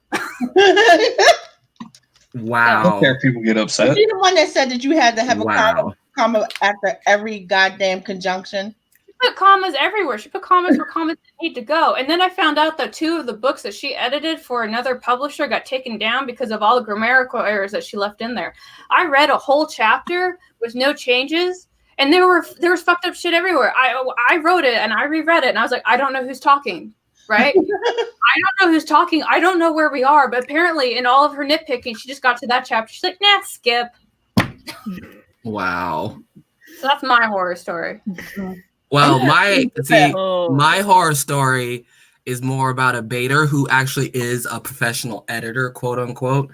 First thing he does is he tries to compare my book to Shakespeare, saying that it doesn't have the same effect. I'm like, bitch, I'm not trying to be Shakespeare. Never was, never will be. And then he has the nerve, which this is a blatant disrespect to non-binary people. He said that I should call my non-binary individual it, because they is only a plural. And I'm like, do you not know anything about the queer community? You know nothing. And I'm like, it's officially it's been considered an official singular pronoun. You don't know that now? Seriously. I want to be clear that you said that he wanted you to call other human beings it. Yeah, he wanted me to call the person who was non-binary it. I'll admit I call people it, but it has nothing to do with that. It's just because. Yeah, and that's fine. I mean, you can. It's just I've called my own children it. Just say I call people it, but that's that's something different. My thing was that I literally has nothing to do with sexual orientation or anything. It's just it's a person, it's a thing, it's an it. Yeah, and that's fine. But it's like I literally put in the book to make sure people who don't know what non-binary is. I had one of the characters say they're non-binary, aren't they? Even though people who know what it is will probably roll their eyes, but I did that for people who don't, and he still didn't get it. Mm-hmm. Like I gave you the definition, and you're still giving me problems. And then he gives me crap about I talk about voodoo in my book, and there's 2 terms, Mambo and Hogan, which are the priest and priestess of the voodoo religious group. And right next to the word, I go on to explain what they are. Meaning, I said I'm supposed to be Hogan, a priest trained to be the leader of Haitian people or whatever. Just paraphrasing. He said that I needed to explain what it was because he was confused. I'm like, I literally put what it was next to the damn word. I'm like, dude. Thank God for my editor. Because my editor did do similar things, but stay with me on this. He would say to me, and I got to make something up. He would like, that isn't correct because this doesn't make sense and blah, blah, blah. And it would be the notation. And then I would say to him, I'm keeping it. And then we go, okay. And then he would just move on. Yeah. Well, because see, this guy was. It should not be a battle. Yeah. They should find stuff. And if they find stuff and they don't know. If the guy didn't know that they was part of the community and he felt like that you needed to use it, then he should say, hey, Alec, that's wrong. You need to use it. And as soon as you corrected him and told him, no, it's they and this is why, he should have been like, oh, and moved the fuck on. Yeah, and see, the original letter was condescending in the first place, and then his response was even more condescending. So it was just I'm like, I'm willing to take criticism, even if it's with a little bit of pulling teeth from my part. I'm teaching myself to take it. But to just blatantly disrespect my community like that pissed me off. That made me shut down on his ass immediately. I would have had a couple words for Shorty, but yeah. I wish my problems were that simple. When I first tried to publish Unknown Revenge, I've said it before. This was 10 years ago. I had to go through a self-publishing company. I didn't really know if there were self-publishers out there or how to do it yourself. The internet was not as great and as easy to find things. And so I went with this company that at the time was rated #1 and all this other stuff, and believed everything they told me, that they would edit it and do this and do this and do this, all like within this package price. And not only did they not edit it, but they didn't send me the copy saying that they had edited it till like the very last minute, where I couldn't make any changes because it was already getting ready to roll to the press. I kind of had to just settle for the cover picture because that was the picture I got, but it was a picture I had that my father had gotten taken while he was overseas. but in the mock-ups they made it seem bigger. And so when I actually get the book, it's like this instead of like this. And I paid an extra $2,000 for marketing.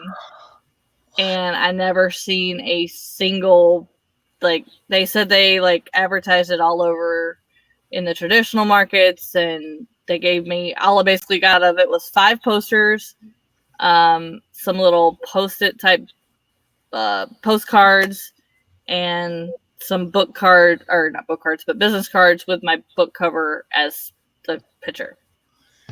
So, $2,000. honey, I spent in all about $5,000 on my first book, and I've got an entire humongous 2 plot holes that they said they would be editing and looking for that they didn't. And I'm still arguing with them 10 years later, 4 tries later, to get it off of Amazon so that I can redo it.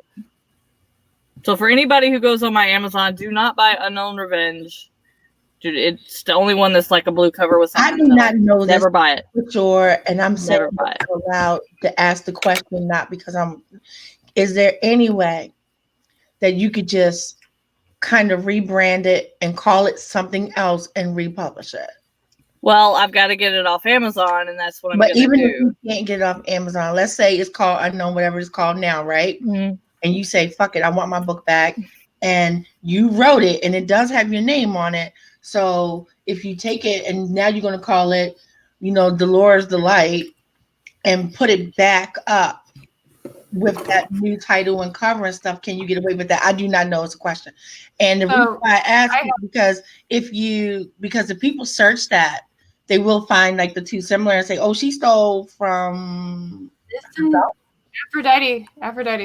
What you do, Amber, is you email Amazon, say, "I am the copyright holder of this product," and you have the ISBN and everything else like that. Say how the publisher refuses to talk to you and ask them to remove the book. But see, that's just on Amazon. I don't know where else they have it. But at least that Amazon covered should. Yeah, well, because the first round I went with them, they told me I needed to physically mail them something saying I wanted it off. So I did. They said they never received it. So I certified mailed it. So then they still said they didn't receive it. And so then I have faxed it. I have emailed it. Like, they're just not listening. You talking about Amazon or the publisher? The publisher. No. For all of y'all, it is Excalibris Publishing. Excalibris, never go with them, ever. Oh my God. Please do what Carol said. Yeah.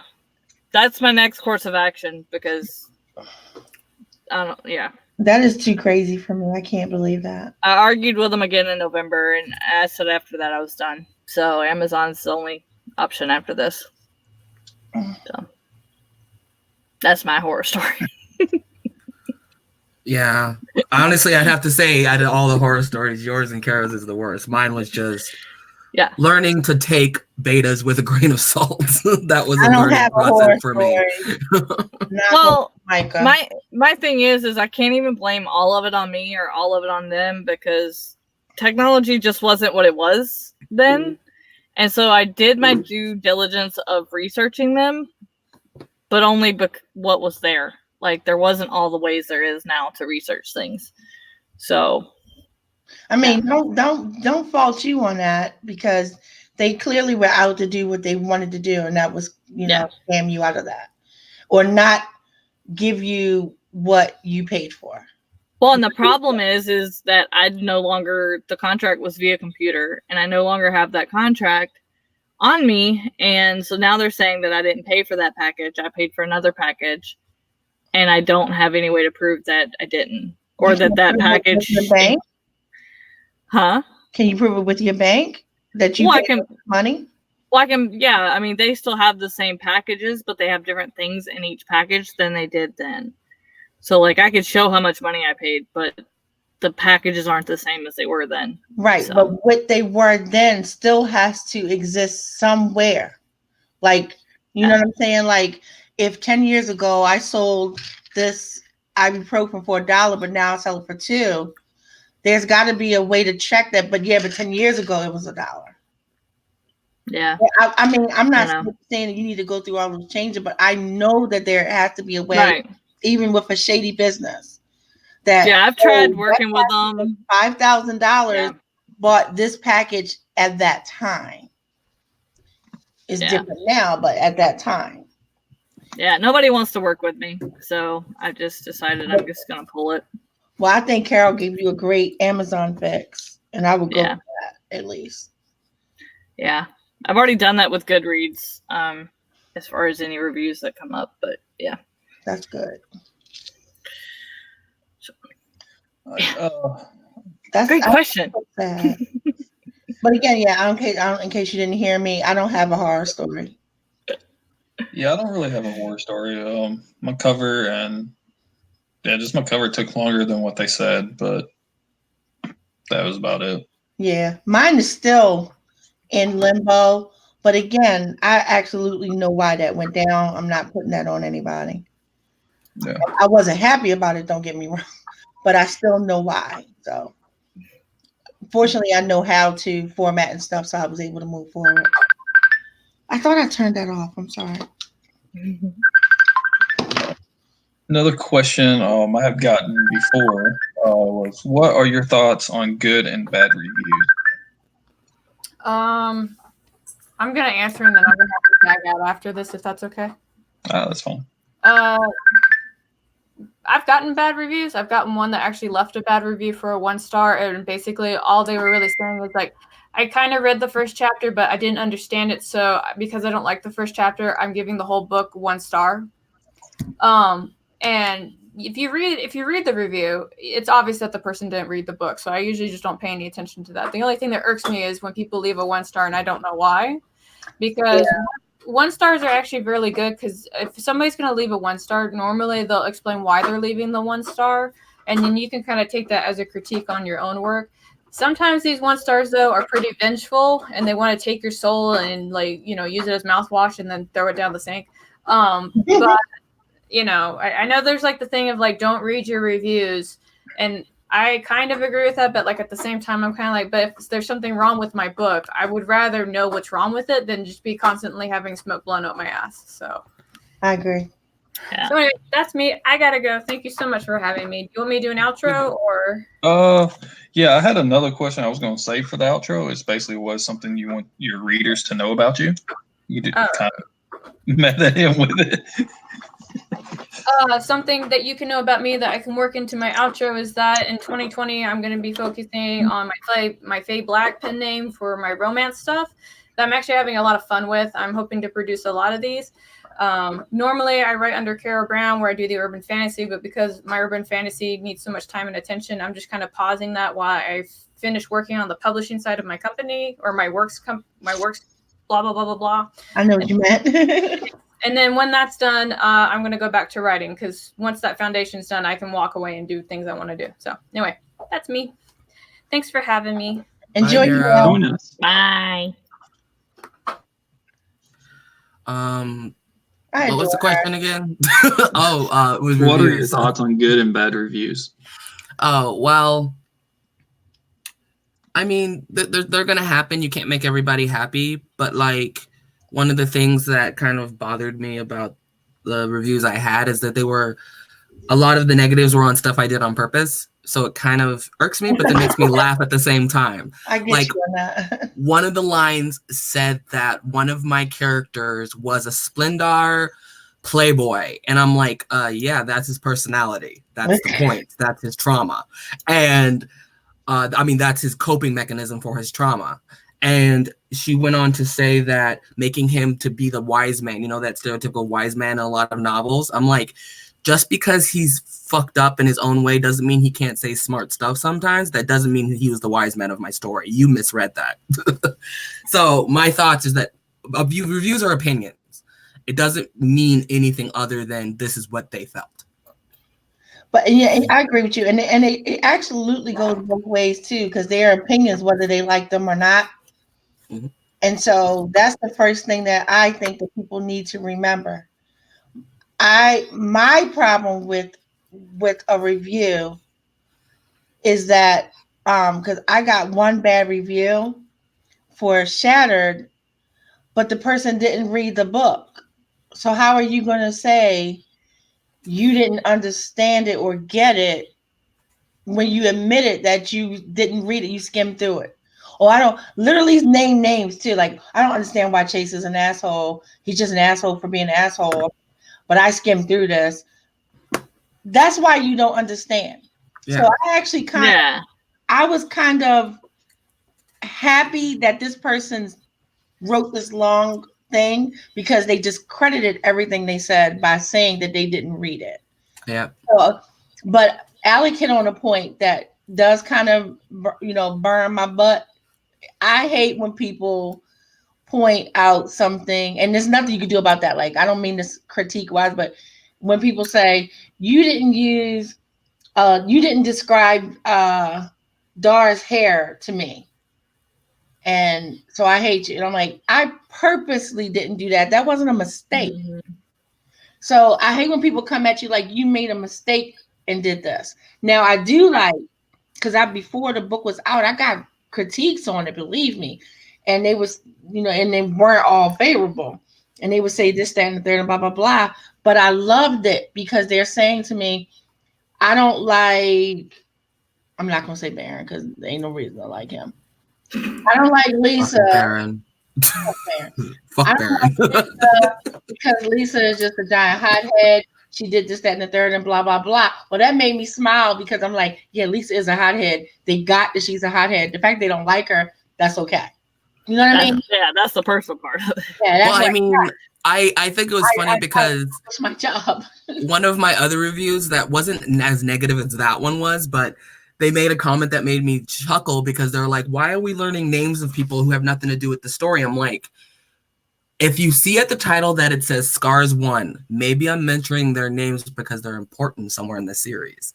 Right. So it's like, you don't use your reasoning skills, so you jump to conclusions. But that's the thing, like, I'm glad that they tell on themselves. But like Carol said, it's them motherfuckers that go in there and give you 1 star And you and don't don't say know why. Yeah. Or they'll give you 1 star because, let me be clear on this. You can read a book and not like it. I think that is fair. That doesn't mean that the book isn't good. It means that you didn't like it. Yep. So if you go in and say, I didn't like this book and here's why, I 100% think that is okay. Yeah, that's fine. I really do. But do not say it was bad writing and because of this and the third. Or and this quote unquote craptastic. That kind of thing as your reason. Calm down. You know what I'm saying? Am I making sense? Because I'm a flip I don't tables. sound like I'm being cool. I really think that it's 100% okay for somebody to give you 1 star because they didn't like it and they tell you why. Yeah. Right. Well, so that's the thing is, what you write isn't going to be for everybody. yeah. Plus, But like, I that's- don't. Go ahead. But I was just gonna but I say, don't think it's fair to then, like, if you pick up Immortal Scars and say, oh my God, this isn't a book about werewolves. Fuck this book. This book sucks. Like, really? what? If you were into werewolves, why are you looking at James? But yeah, why James is not a werewolf? It's not right. You pick up Metagore, and it's on the cover of that book. If you can't tell what Metagore is about, So yeah, and yes, in the Stewie. motherfucking title, it says the battle for Metagore. Yeah, where's the People genie? get mad Say, you read it and go, there was no romance. So where were the pole dancers? I really want people to check this out because I see that all the time. I'm Right. like, the battle for fucking Metagore. They're fighting. But my thing is this: every book comes with a blurb. So anybody that reviews a book and has something like that where they obviously didn't read it, or they obviously are just trying to throw shade, like, you either A, only looked at the cover and said, I'm just going to go with it, or B, you didn't read the back. Because, like, one of my covers that I like isn't exactly the best representation of otherworldly creatures, but I'm pretty sure I'm going to say that on the back. Yep. But here you go. Like, so now here's another example. I pick up the Battle for Metagore. And I'm like, oh yeah, this is gonna be some fighting, this is gonna be some craziness. I'm gonna love this. It's my type. Everything about the cover makes me want to just sleep with the book. And then you read it and you don't like it. and then Yeah. you say I don't like it, I think it's a fair Yeah. fucking review. Yeah. And Well, that's what burns me up about reviews. Yeah, I had a Well, yeah. review kind of like that. Doing that. I think he gave it 3 stars or something, but he picked it up thinking it was going to be like nonstop battles and fighting the whole time. When it leans more on like the politics and stuff like that with some battle scenes in it. See, that's And- assumption. Yeah, Yeah. right. But my thing is kind of like Aphrodite saying, basically, like you can read a book, even if you're not an author. As a reader, if you are an avid reader, you can read a book and say, like, if I was to read Dystopia, I tried to read a certain person's book. The first one, I'm not a fan of Dystopia, but I was asked to review it, so I read it. Mm-hmm. Okay, it was just a bad book. I'm sorry. It was written poorly. So I didn't review it. But then I also read another dystopia by somebody I know is a great author, just to read a great dystopian and know what the difference was before I reviewed that book the next time I got asked.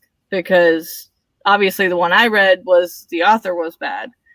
But I'm not going to hate on the book or the genre because the author didn't know what they were doing. yeah. It's like me. I don't really read romance or erotica or anything like that, so I don't go out and try to seek to review those type of things or whatever. Yeah. If somebody gives it to me, I might eventually read it or something, but Well, it's not what I'm interested in. I but- specifically asked for things outside of my genre. That was my bad. But like what I did with Aphrodite's review whenever I did Shattered or whatever, she wrote it in third person present tense. That's not something I'm used to reading. That kind of throws me off. But it wasn't done badly. I wasn't going to be, oh, well, no, Yeah. this is like a 2-star review because she wrote it in present tense. That's what she wanted, and it was done right, you know? It was an amazing book. That was nothing to fault somebody on or anything like that. Yeah, I So. would never call somebody because they didn't do it the way I would have Yeah. done. Yeah. I've seen people like that. Like, oh, I think things should have red hair instead of brown. I'm giving it 1 star. Yeah. Some shit And like that. also just to make sure that like everybody knows, well, specifically me, I'm not complaining about negative reviews. With my negative reviews, I did take things out of it. I dissected it and saw that, yeah, some of these comments, as rude as they came across, maybe I could improve that there. So I'll take that and I'm putting that in my next book. And I have people critically reading my book to make sure it doesn't happen again. Right. Yeah, that's why I hear people say don't read your reviews. I mean, that's why I do read them, just so you I know. read 'em. I'm not going to not read them. I know me. I didn't want to, but I'm excited. Like, I have a book out there. And people who I don't know across the world. This person who gave me that 1-star review was like in the Philippines. And so you had a person who English wasn't their first language. So she or he made a comment about not understanding some of the stuff. Well, I can get that. Yeah, But like some of the slang words that's not really. If I said to you, yo, let's go kick it, and you don't speak English as your first language, yo, part of a toy, let's go kick it. Kick what? You know, they do not know, like, hello, my friend, let's go outside and do something fun together. They don't know that that's what that means. Yeah. So get that, but you don't get to put somebody down for that because you don't. See, that's my problem with reviews. And maybe I have too high of a standard, but if you're gonna negatively review someone, so I went to art school. Critiquing was drilled into us, and there's a right way to do it. And you don't need to be an asshole to tell someone you don't like their book. Right. It's unnecessary. I had one of my beta readers just wasn't trying to hear what you're trying to love Shattered. She just wasn't. She doesn't like the story. It's not the kind of story that she gets into. She gives this book 5 stars because she says it is written really well. She doesn't like it, but she gives it 5 stars because it's written well. And I said, I wish you could kind of teach people how to review because that was the important part of that. She does not like my book. Well, it's like Cassie's book. Even if I didn't like a psychological thriller, it is written very well. I would give it 5 stars based on the way she wrote it. Like, you just have to be able to pick out the good from the bad and do something like that. Right. See, that's what I do. I sit there and I'll critically read, like what Stewie said. The only thing I had with Shattered was the third person I'm present sure. tense because that was strange to me. Otherwise, Yeah. the book was It was great. strange, right? Trust me, it's not my stilo. Nothing about Chatter was how I do things. Yeah, I don't think I've ever read a third Proud person of present how I tense. pulled it Yeah. off. 'Cause it Really? was not I easy. read third person first tense all the time. See, Like, I've that's read like third person first person? past or first Yeah. person present. Yeah. I've I read missed first it. person I like present to and miss it. past, but third person, everything I've read's always been past. Yeah, and that was Huh. a little. This is present. This is going down. But yeah, it Yeah. wasn't easy for me, and my editor drove me crazy, and I drove him crazy. But Yeah. because again, I would make mistakes, and then I have to go back and fix. Like, oh no, this is not an ED. This is a S. Mhm. Kind of Yeah. thing. But the person I was talking about who did the beta, I already knew she wasn't gonna like it too because she reads she liked detective stories. Yeah.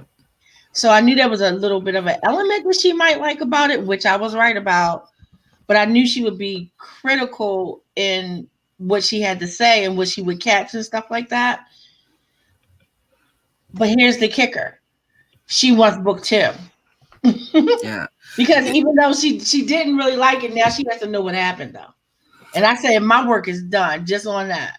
Mhm. And see, that's the thing. Like, if we're talking about betas, I had 2 betas say something that made me chuckle. Though my first book, all of my betas except for one were female. My stories are about gay men, right? So there's gonna already be a separation of understanding of the way people's minds work. I And love gay men stories. yeah. So the one beta reader was like, and I'm gonna quote this. I don't like how there's how much inner dialogue, how much James is talking about his cock in his inner dialogue. I'm like, you don't know how fucking men think that. If you think so, I just chuckled at that and moved on because I'm just like, that's a separation of understanding. And then she comes at me with religion because one of the places, religious, magical places, is real and the other one isn't. And she's like, you should just make them all metaphors. That's how religion works now. I'm like, I grew up in a Baptist church and they damn well believe all these places are real places. So your understanding of religion is not everyone else's. Yeah. And she shouldn't tell you how to tell your story. Yeah, I've had a few beta readers telling me how to tell my story. So it was a little I had frustrating. a few instances where they said, again, which I appreciate. I think I did a great job selecting betas. Is I wouldn't have said it that way, and this is why. And Yeah, sometimes that's what I do. their why makes sense. Yep.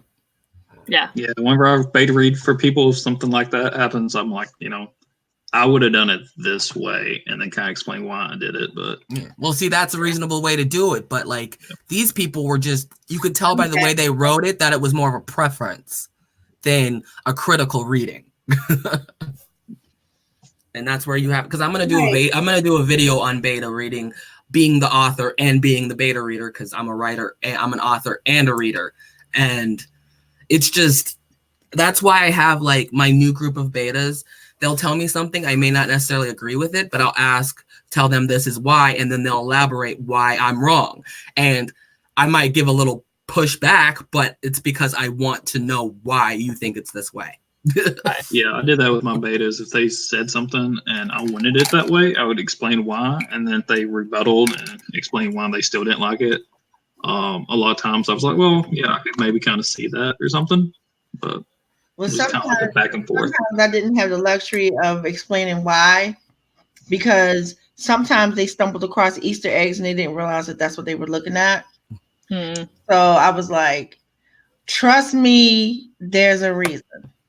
Yeah, I know I've had people, like some of the characters that died in the first book or whatever, they're like, I don't even know why they was in here. They died like really early on. They didn't really play a role or anything. I was like, that is more important later on. Don't worry about it. I was Well, like, I mean, I just had a recent beta read actually from Jace on one section of my book where, he's very good at it, like critical reading. And he was just like, there's something about the scene that's bothering me.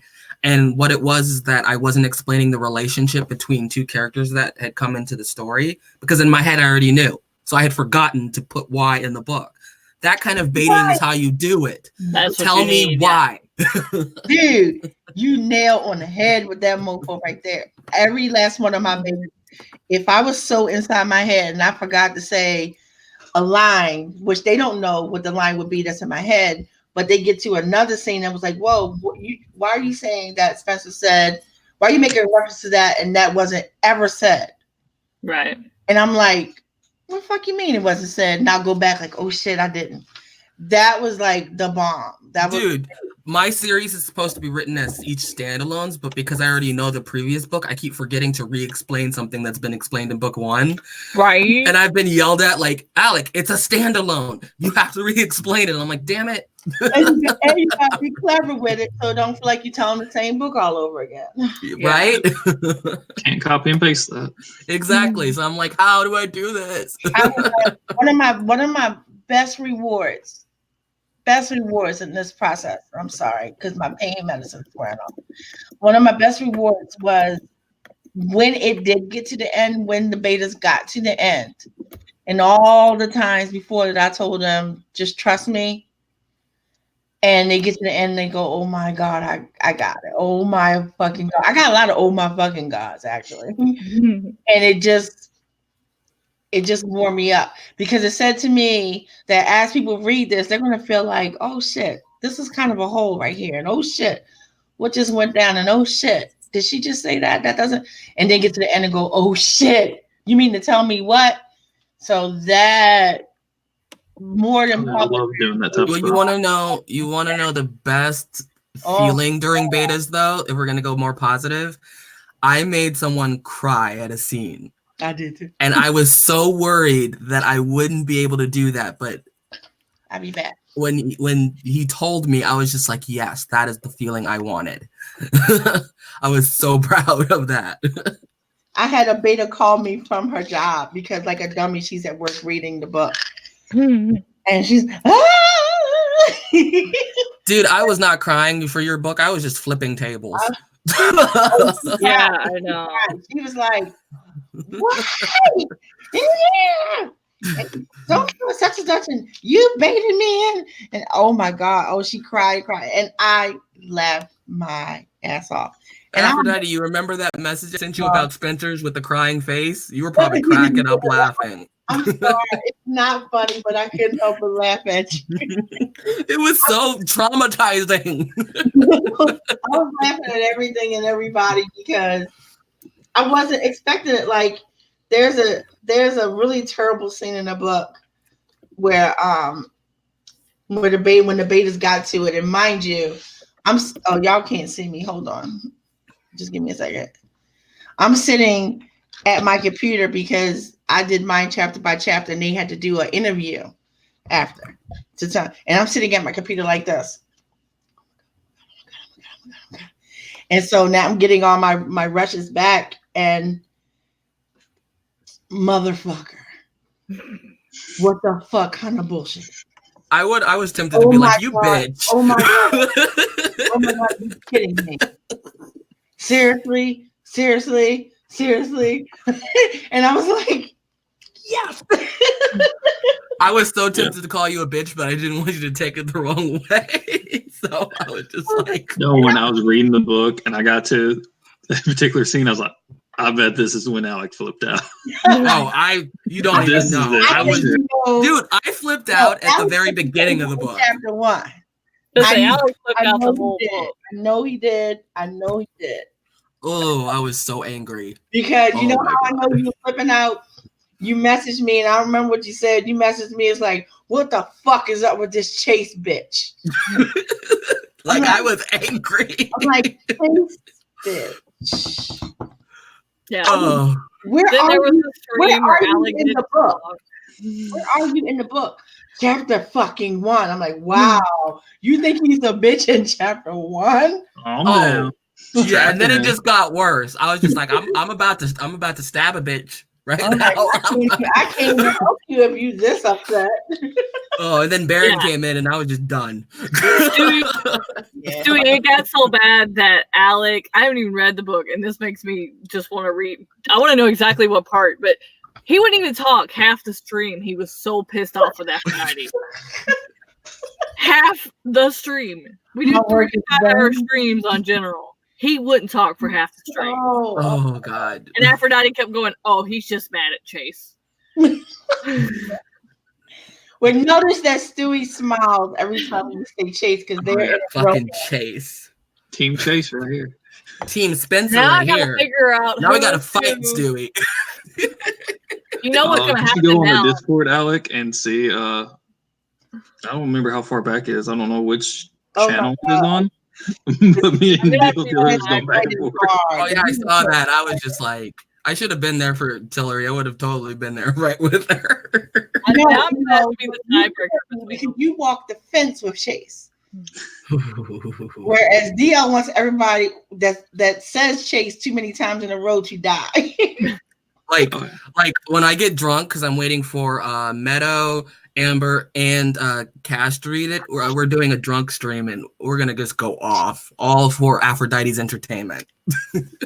Yeah. Now I'm gonna have to get Aphrodite's and yours at the same time. It's like read them both at the same time. Just remember, Chase is a good guy. All right. Listen, I have no bias. I don't hear anything. listen. All right, what's the next question? Because I know Stewie's probably about to run out of time. Oh, Yeah, I got about 15 I minutes forgot. left. There's a couple more in the comments. Do we Locked have Up- enough time to do like one more or two more? Just one person answer instead of everybody. Uh, Choose who answers what. Locked Up Lucy asked, did you pay for an editor? Yes. Thank God, not this book, but I will next book. My editor does charge. I didn't pay.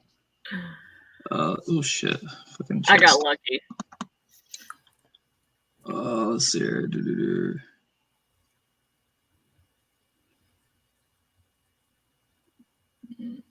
No, I guess that's about all the questions in the chat. Now I guess we could end the thing with the one that asked Carrow. What is something you want your readers to know about you? Just in general. Wait, what was About going you. on? You know what Like I your want? little outro mixed with what do you want your readers to know about you? Something that they might not know. I'm a kinky bitch. They might No. not don't know. They might not know, Alex. Tag Daddy Ben. Might not know. Not being the operative word. Oh my God. I love the cute and sweet stuff, even though it seems like my stuff's pretty kinky. I'm actually a hopeless romantic underneath all of this. I really am. I get emotional when cute stuff happens. But I just want to let you guys know, Hopeless Scars is coming out March 14th. I am currently looking for beta readers for Scars 3, which is Shameful Scars. So just go and check out. Titles. Oh yeah, everything Scars, like all of it. But if you want to be a beta reader for Shameful Scars, just hit me up. Like I said, Hopeless Scars is coming out the 14th, and my book's available on Amazon. So go buy it if you don't have it. If you like gay and erotic shit with mental health mixed in, All the shit in one. all of it. About me, I would like people to know. I don't know. Skip me. Go to Amber. Wow, that was like I give You up. volunteered yourself to go, and then you Oh, like I would spend my life. I would spend my days in Victoria drag if I could. What else you don't know? What else you don't know? What else you don't know? I got a lot of kids, but you know that. I am on a mission to lose this weight in 2020 because I am doing so bad weight wise that I have to do it. So I'm on a mission. Know that. Me and Jack. I'm doing it too, so we can lose weight together. I mean, I'm a goddess and everything, but no, some of this got to do.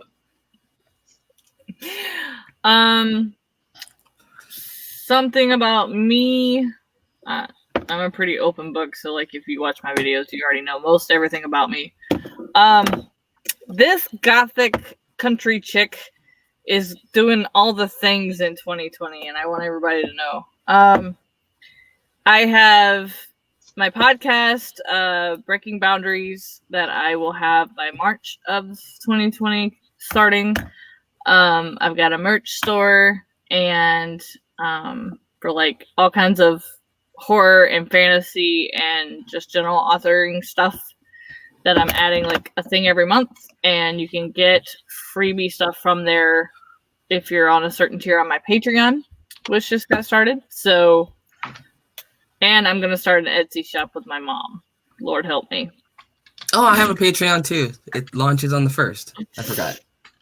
So yeah, definitely. Oh, and my book's becoming Unknown Love's becoming an Audible before Unknown Family comes out. So if you're interested about any of those things, make sure you link to my channel and subscribe, because I'm going to talk about the process of them all, as well as trying to have a full-time job, as well as writing a book. So all the things. All the things. I want to Buy say all the before things. This is, before this cuts off on us, I'm gonna go back in the chat because I wasn't able to really get in there. And any questions that were in the chat, I'm gonna answer in the comments when this video becomes a video on YouTube. So make sure y'all check back and see in the comments what's going on, because I'm gonna talk to whoever said something to me that I missed. For me, I don't know. I didn't really think about these questions beforehand. Much like my tag videos, I just found questions and started answering them. That's what makes it fun.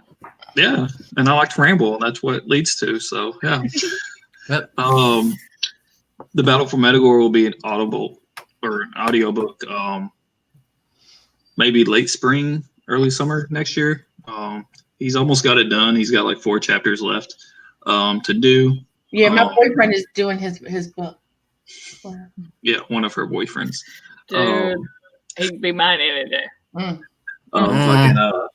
Shake it off. That's my It Lucifer. should be done in January, but I'm planning on maybe trying to release it on the anniversary date of the book. So May 21st. Oh, that'd be cool as shit. I don't know if that's really going to work out or not. I might just get a little antsy and release it before then, but that's the plans right now. I'm going to have to get that audiobook. I'm going to be drooling all over the place. Right. He's doing amazing. No, I'm going to be having to play chapters back like, oh, wait a minute. He was actually telling a story. Wait, what? You're not going to even listen to the story. Just have a picture of him up as you're reading the book. Like, dude, he looks just like Lucifer. That is how I expect Lucifer to look. Oh my god. I'm just gonna be like going. All I'm gonna hear is Aphrodite came to me in a vision. It's like he pulled his sword on me. Yes, he did. Alec, calm down, mister. But yeah, that should come out. Like I said, I'm planning May 21st. Besides that, about me, I've got a dark mind, I guess. That might explain why I like Chase. Fucking Chase. And also from Game of Thrones, if you know who Ramsay Bolton is, that's like my favorite character of all time. So yeah. my daughter loves him too. And I said, y'all are sick. Who? You talking about Chase or Ramsay? Ramsay and Chase. They're both really nice guys. Yeah, See, that's the thing is, I think that's why I hate Chase so much, because the moments that he's a nice guy are so overshadowed by when he's not. You just want to be like, slap him up beside the head and like, bitch, go back to him. Yeah, he's like, nice, but you got like an ulterior motive here, I'm sure. Yeah, because Chase is one of those 90-10. He's 90% a great guy. The 10%. Can I just have the 10%? The 10% is just so fucked up. Yeah. See, I'm telling y'all, Chase is good. I don't know what y'all talking about. No. Stop it. I don't want to be biased when I read it. Okay, I'm sorry. Okay. Everybody's not talking. Just go There's in a child. and you're going to like Chase. All right. You like how she did that? Or look at me, Amber. Look at me. Do not listen to Stewart. Don't. Because You're like the angel and the devil sitting on your shoulder. You will get to with her. I have to at least say that. There's one devil who's half angel. I don't want nobody else sending me messages talking about. Honestly, the best character in that whole book for me is Pewee. I don't care. I like Pewee. She's the Okay, best. her name is Pooey. Oh, Pewee. Pewee. I knew it was Pewee. Pewee, but he said Pewee, so that's. I'm sorry. Okay. I'm gonna tell her y'all call the Pewee. No, her name is Listen. Oh my Pewee. God. She's it's Chinese. I like Patience. How about that? It means I forgot. It's Chinese. I think it means like older sister or middle sister, something like that. It's a nickname and a slang thing for her because she's half Asian. Cool. But yeah, besides my audiobook and being dark-minded, I guess. I can't see blood, like in real life or in shows. I pass out. You had to clean up blood the other day. Wow, that's so If it's cool a to little bit of know. blood, my own blood, or like my kid's blood, like nosebleed and stuff, I'm okay with. So he's a Okay. sociopath in his book, but he's a pansy in real life. I mean, That's Well, no, crazy. don't I worry. like that kind of stuff. I just can't watch it very long because I pass out. So I I can't watch can't like say, any I horror can't say movies. certain words. Like I think Amber was talking to me before about it, like the P word and stuff like that. I can type them, I think they just got a touchdown. but I can't say them. Yeah, because I know when I was younger, I'd be watching something. I was like, there'd totally be more blood in that. You know, I was like, I want more realistic. And I got older and started watching stuff more realistic. I was like, well, fuck this. Right. I can. Oh, it's I can do it in video games and cartoons and stuff like that, but fucking I anything love realistic. psychological fucks. Like when you get fucked up psychologically, that's my thing. Mind fuck. You want to know a psychological mindfuck right now? The Seattle Seahawks play in downtown Seattle. That's an hour and a half a day. You tell me why there's freaking bombs going off because it's halftime. I live next to a freaking mountain. An hour and a half away from the stadium. How is there a freaking bomb going off because it's halftime? You tell me how that's a psychological freaking mess with your mind. She's like, hold me. I hate that I can't see the chat in StreamYard the way I can. Oh, Tillery is just answering Lucky Lucy's questions. Oh, Locked up, I say. Or locked up. I don't know why I said lucky. Whatever. That's what I think it was your time. locked up Lucy. But yeah, thank y'all all for joining us for 2 hours and 41 minutes almost. So I've got about 5 minutes left before it's going to kick me off anyways. So we're just going to end it here. Taking Fuck up yeah. Lucy's time.